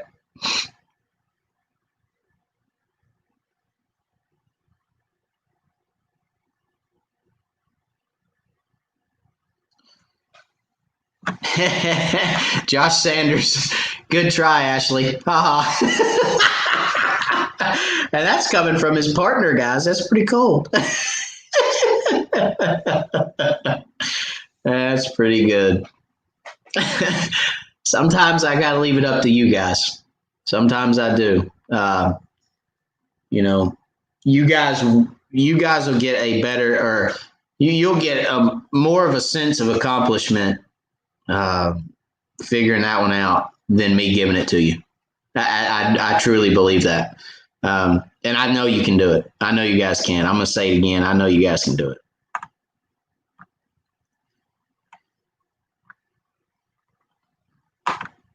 Mike Davis, can you speak to falling water temps this time of year and how it impacts the depths they are holding in? Thanks. Sure. On a falling water temp, they're going to do the exact same thing they do coming into a spawn. Okay. When it's just spawn in reverse, guys, spawn in reverse. Mike, it's that simple. As the water temps fall, the fish are going to move up shallow. As water temps fall, and I think we talked about this in turnover, but as the water temps fall, the oxygen levels are going to increase across the entire lake to where in the summer you have a thermocline. Everything below that thermocline is low oxygen. That thermocline is going to dissipate, go away. You're going to see a disbursement of oxygen through the entire water column. It's going to allow fish to get in, or to inhabit more water across the entire lake, and you're going to see a pattern of those fish pushing up. So just think of the falling water temps in the winter as a spring pattern, and they're going to continue to move up as the water falls, as it drops. So now I will say, once you get down there to 40, if it drops below 40, you're going to see an opposite effect. Okay. You're going to see fish head for a little deeper water. Why, Matt? Why are they going to head for a deeper water? Well, those fish know when it starts getting below 40, there's probably a freeze coming. If water temps get down that low, or there's some really cold temps coming, and they're going to push out into deeper water that's more consistent. Because when your surface water gets to 40 and below, you can go out there. It's kind of opposite of summer. So in the summer, you got warm water on top, and you dive down, it gets colder. When it's real cold like that, and it drops off cold like that in East Tennessee anyway, okay, you're going to get very cold surface temps, and then it's going to get warmer a little bit as you go down, because that very, very, very cold surface temp is, as it does fall, cold water falls. We talked about that in the turnover conversation we had, but you're still going to have a layer of warmer water that's going to be a little warmer than that surface temp. So once it gets down below 40, you may see a little bit of an opposite effect, but it doesn't typically get down below 40 very much here, Mike. So if you're East Tennessee guy, which I think you are, if I remember correctly. So anyway, that's my falling water temps short version. And Ashley, I read if you follow a Ranger 690 VS around during cold fronts, you typically find fish. I'm gonna have to buy a new boat. This is gonna get ridiculous. All right, anybody got a boat for sale? I actually have several boats, so it may just be that we show up in something you guys don't know, because I do have multiple boats. Anyway, there's a lot of 690s in East Tennessee Crappie Club. I will say that. People keep buying them for some reason. They're comfortable. That's why. Anyway, yeah, follow 690 around. That's pretty good.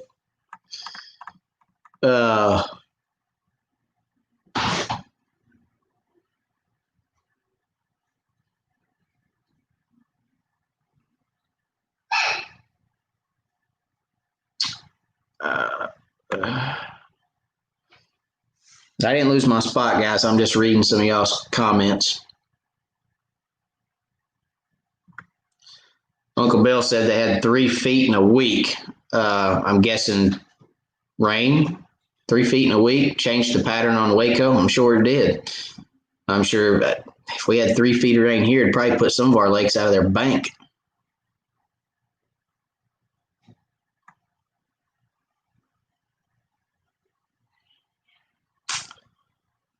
Let's see. Jim Reich says, waters here in Minnesota are cooling down. Monday temps were 56. Tomorrow and Friday we're having highs of 44. We are in turnover. What are your water temps? Surprisingly, when I was on the lake last week, our water temps were low 70s. Surprisingly. So they hadn't dipped down below 70 yet. They're still hovering right there at 70, 71. And that was with, well, the rain that came through was a warm rain, so it kind of warmed everything back up a hair. That hurricane brought us some pretty warm rain, so they may have been down in the upper 60s, but warmed back up. So.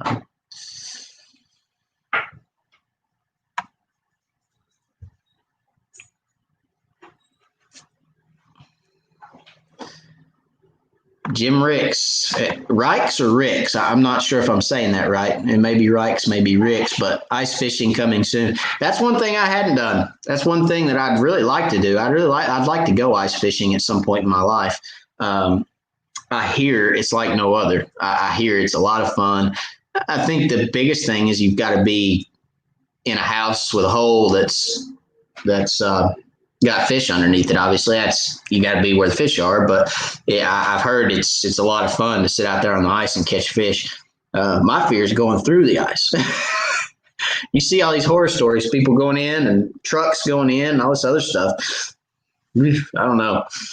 But yeah, I'd love to do that. Ice fishing sounds like a lot of fun.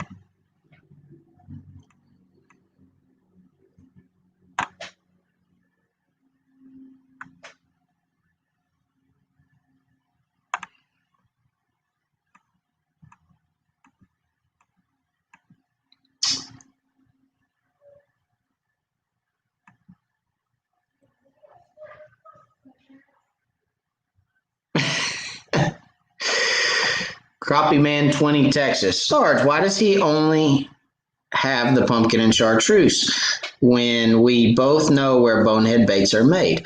Well, yes, you both know where they're made, but guess what? They discontinued the color, and I bought all that they had. So I am the last remaining descendant that has the pumpkin and chartreuse stump bug. So, and I don't want to say his name on live, but the gentleman at Bonehead that is in charge of that has assured me that they're not making those anymore. So I am holding on to them with everything that I am.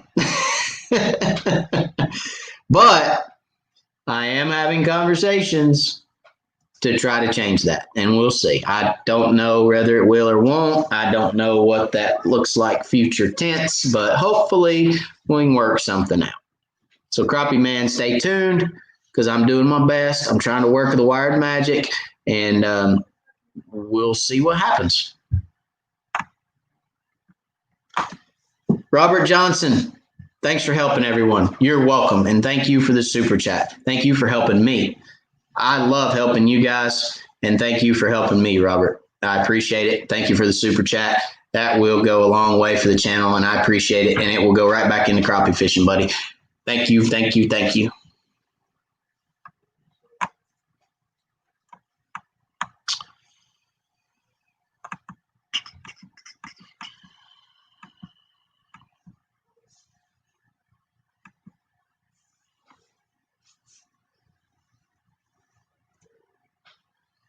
Crappie Man says, I do have some discontinued colors from a few years back. Yeah, but you don't have pumpkin and chartreuse. Poke,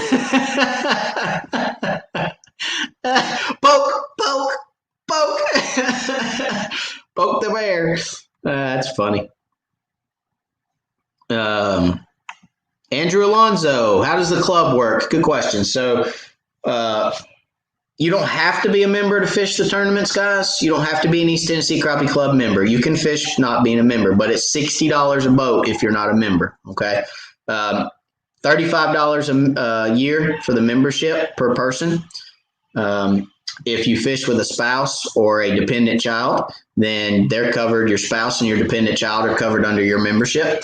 But it's $35 a year per angler for the membership fees.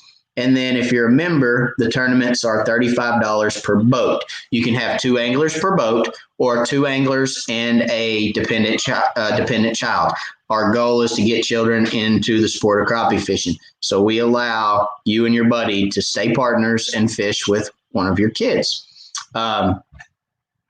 So $35 a year for membership, $35 a year for tournaments. And that's pretty much it.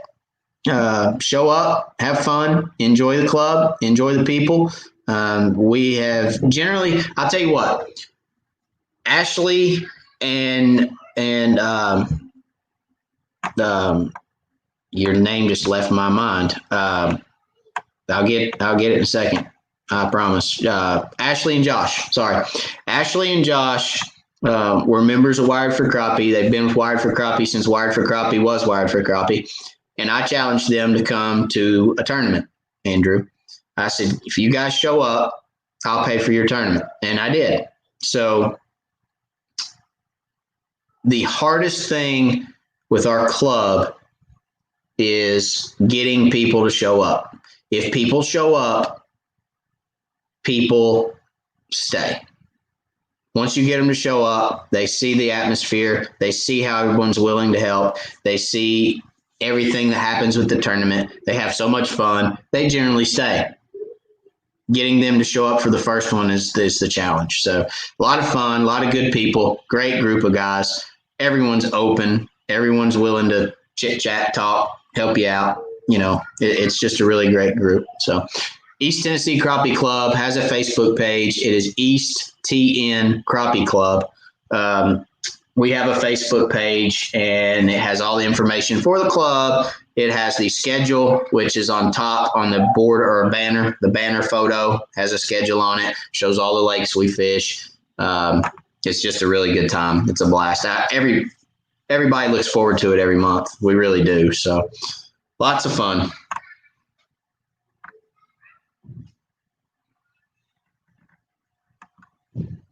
Crappie Man 20, Texas. Matt, do you ever put a bead in the loop knot with a jig? No,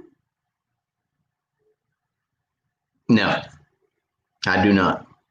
I know who you're referring to, obviously. Crappie Man 20. Who is Crappie Man 20?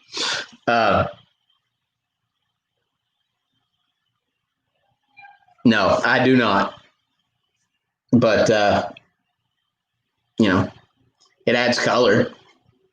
And I'd say that bead, if it manages to hit, it's buoyant. The bead's buoyant. So, and if it's not buoyant, it's rather sitting or floating.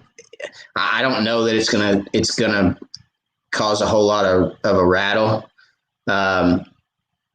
When it's in the lake, it may. If you're bouncing a jig, it may, but it adds color and profile. I mean, you guys know my thought on color and profile, so I don't personally, but it can't hurt.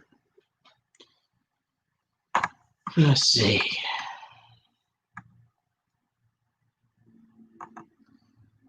Night, Chris. Dr. Jack. Great info as always, Matt. I'm going to turn in. See you later. Have a good one.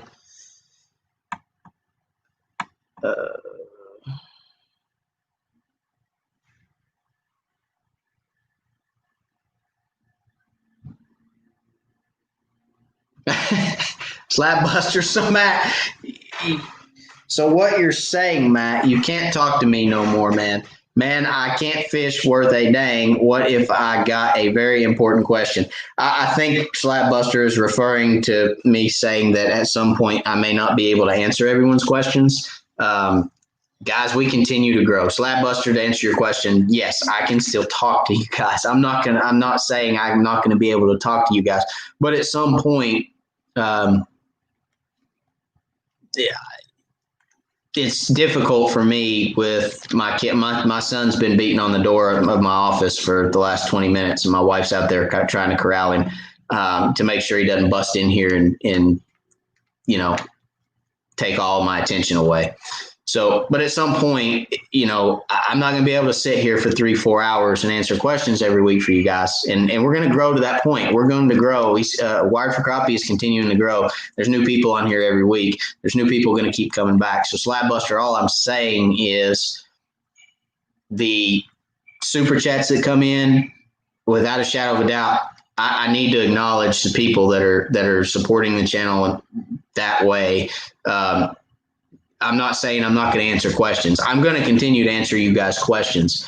But if we ever get to a point where I have to start putting a time limit on our lives, there's got to be some way for you guys to get to me if you have one of those questions that is super, super important that needs answered that night. You see what I'm saying? So no, I'm not going to ignore questions that aren't super chats. That's not going to happen. I see a question on here, I'm going to answer it if I have time. That's period. I'm just telling you guys, future tense, if it gets to the point where there's 300-400 people watching our lives, I've got to rein that in somehow, is all I'm saying. So please don't take that out of anything other than that. Please don't. Because I'm still answering questions. That's my passion. That's what I love to do. I love to answer questions. You guys know that. You've been watching this live long enough to know I love answering questions and helping you guys learn and new things and help you guys think outside the box. That's what I want to do. So anyway, no, Slabbuster, it's not what I'm saying.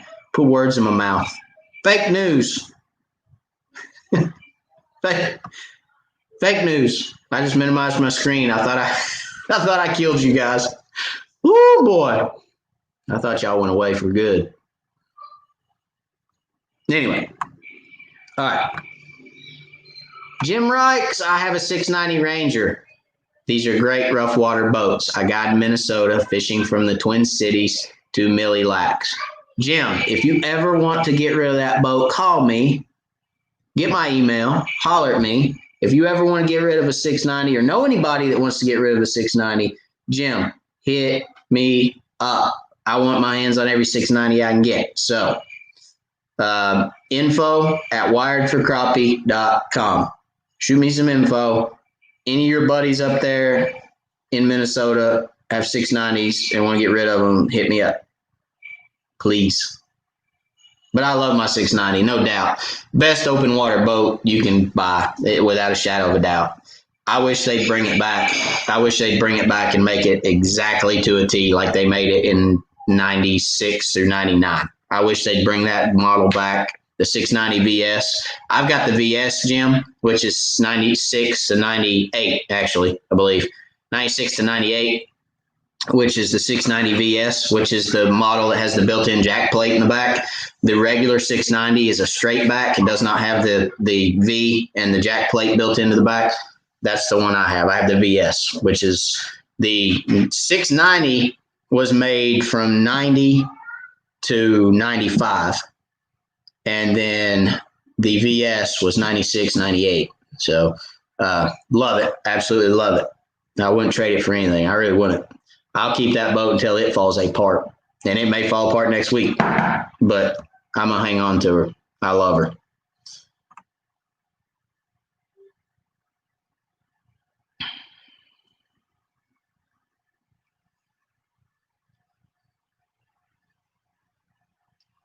Jim Ricks. So that's how we say that, Ricks. Thank you, Jim.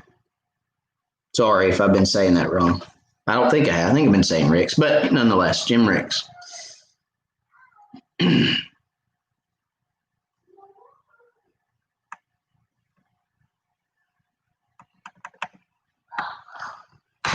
Josh, thank you for the super chat. I appreciate you, buddy. Let's see what you got. How does a foghorn red fish? Ah, really? All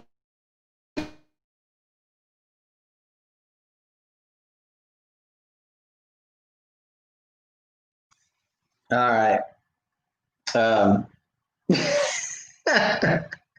You jackleg.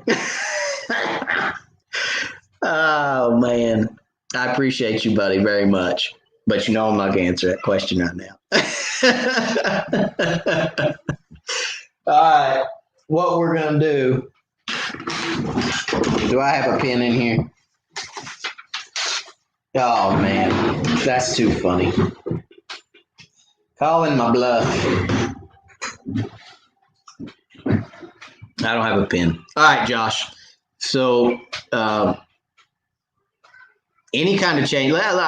Okay, I'll give you this. Any kind of pressure change is going to affect fish in some way, shape, form, or fashion. Okay, pressure changes affect fish.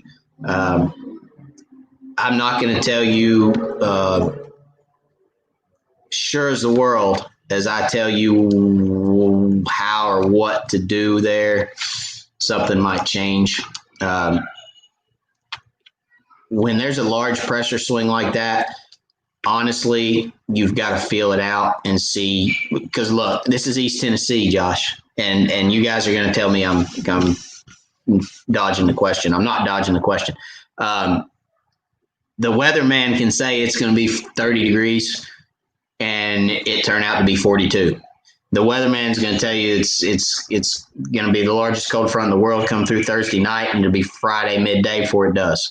So, pressures changing are going to affect fish. How that affects fish is going to be on the water that morning, figuring it out. Okay. But yes, it's going to affect fish. It's going to affect them. Any kind of pressure changes. So, there you go. I'll tell you what, I will, the morning of the tournament, I'll write down my thoughts as far as what I think it's going to do to them. And then after the day, I'll give you that piece of paper and we'll see if I'm right. But I think it will affect them to a point. Now, to the good, to the bad, we're going to find out Saturday, aren't we?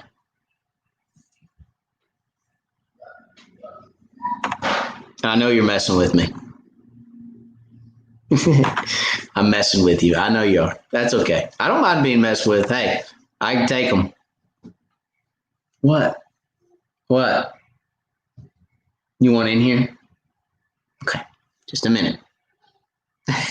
All right. I got one wanting to play with me. Let's see. I run a 98 tiller boat. Only wish we could run bigger than a 90 horsepower motor. Yeah, the tillers you can't run as much. Mine's rated for a 175. Mine's a single console, but it's a 96. And like I said, VS. It's got a 150 on it right now. At some point, I'll probably put a 175 on it. I'm going to run my motor until my motor won't run anymore, and then I'll look at a 175. So. Jim Ricks, great info. Thank you very much, Jim. I appreciate it. Josh Sanders said, perfect. I just want to learn. That's why I joined the club, the experience of fishing the different lakes and different weather, etc. So look, that is a perfect comment. I know we've been on here almost 2 hours, but let me talk a little bit about that, Josh, that comment. That is an absolute perfect mindset to have for joining a club and fishing tournaments. Because let me tell you guys something. There's a lot of good anglers out there, a lot of them in East Tennessee, that fish the same lake religiously. You go to those guys' lakes, and they'll kick your butt. You go down to, certain lakes in East Tennessee and fish with certain people, they're going to kick your tail. They're going to wax you all up and down the lake, period. But you take those same people and you drive them to Douglas and you wax them 10 out of 10 times. Okay? That's just the way it is. There's a lot of good anglers that can fish one or only fish one body of water. They're very good on that body of water, but they've been fishing it for 20 years religiously out of the same ramp every day. Take those people and put them on a different lake, and they struggle. So I'm telling you guys right now, moving around, fishing different bodies of water, experiencing different types of lakes, types of fishing, type depth ranges, water clarities, different drawdown lakes. One lake draws 5 foot a year, the other draws 55 foot a year. Experiencing all that different stuff on different times of year, putting that all together makes you a better angler tenfold, 20-fold actually. Makes you a better angler. And I can tell you guys honestly that I feel like, now I need to say this so I don't sound like a fathead, but I feel like I could go to any lake in the country and at least catch fish. Could I go compete? No. Could I drive down to the ACC Owners Tournament on the 14th of November, never being on Lake Fork, and win that tournament? No, absolutely not. There's too many good guys down there that fish that lake all the time that kick my butt. But can I go down there and catch 7 fish to weigh in? Yep, guaranteed. Never being on the lake, I'll go down there and catch 7 fish because I've got an avionics. I've got a knowledge of fishing all kinds of different lakes. And I can take what I've learned through fishing umpteen different lakes across the southeast United States, and I can apply it to what I see on avionics on that lake. Average water depths, water clarities. All I got to do is go down there and look in the water once, and I'll say, okay, I know what I want to do. Okay, I know there's river channels. Okay, I know there's timber on that. I can go down there and I can catch fish off the rip. That comes with fishing a lot of different waters, okay? That's a perfect comment, Josh. Mike asks, hey, Matt, could film that tournament and put it here for us to watch? I am going to film some tournaments, guys. I am going to, Mike, yes. To answer your question, yes, I am going to. A lot of my tournament fishing, it happens with a partner, and there's just so many moving parts going on, and we're trying to compete so tightly that a lot of times I don't feel like I would be doing you guys a justice because I don't feel like it would be a whole lot of good content. I'm not thinking about talking to a camera. I'm not thinking about what I'm doing, how I'm doing it, explaining it to you guys. I'm in tournament mode. A lot of you guys saw that probably on the live tournament. I go into a different mindset. I go into more of a tournament mindset than a teaching mindset. And, but yes, I will do some tournaments. I actually filmed one of my tournaments on Chickamauga last year. I filmed the entire day of fishing and put that out there for you guys. I was unable to get the weigh in, but I'm the weighmaster. So, I'm weighing fish I've got so much going on, I'm president of the club, and I've got so much in my brain that it's hard for me to remember everything tournament day. I'm trying to put on a good tournament, be a good host, and have people enjoy their tournament and enjoy the day. There's a lot going on for me. So, yes, I will get some tournament footage, and I will put that out there for you guys. This tournament, probably not. Got a lot of moving parts this tournament. There's going to be a 120-boat bass tournament going out of the ramp that we're going out of. So there's going to be a lot of moving parts and a lot of things to make sure I don't miss. And a lot of people to make sure I get registered that are going to be in a sea full of boats and trucks and trailers. So probably not this one, but we will get some, Mike, yes. And thank you again for the super chat. I appreciate you very much.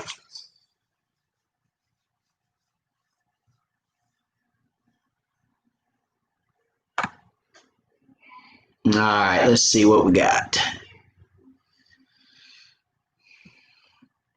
David Wall, how often do you fish with a curly tail percentage-wise? 5%, probably, David. I fish with a curly tail mostly in the spring. Any other time of the year, I'm typically, as we know, bonehead tackle does not have a curly tail presentation. They have a straight tail or a minnow tail. Well, they have a minnow tail, a straight tail, and the stump bug, and they have a paddle tail, a beaver tail, if you will. But they do not have a curly tail. So I don't fish with curly tail a whole lot, but I do fish with them from time to time. I do troll with them. When I longline troll, I'm typically always using a curly tail. I want some kind of action tail, whether a paddle or a curly tail. Probably 5% of the time, really, David, to be honest with you. But they're great baits. I catch a lot of fish on a curly tail.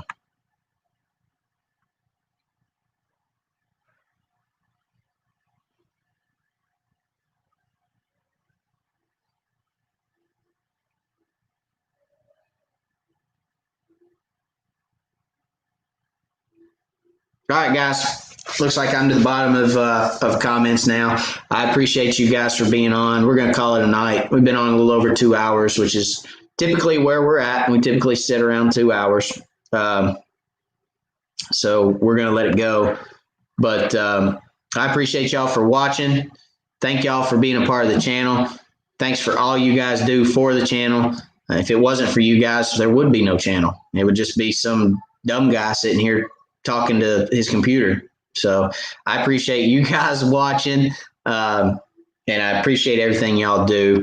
I look forward to this every Wednesday night, and I love doing the videos for you guys. I appreciate y'all watching. I appreciate all the comments that you guys have given on those as well in the videos.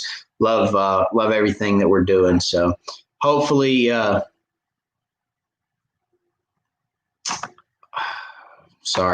hopefully you guys will continue to join in. And next Wednesday, same time, 9 o'clock.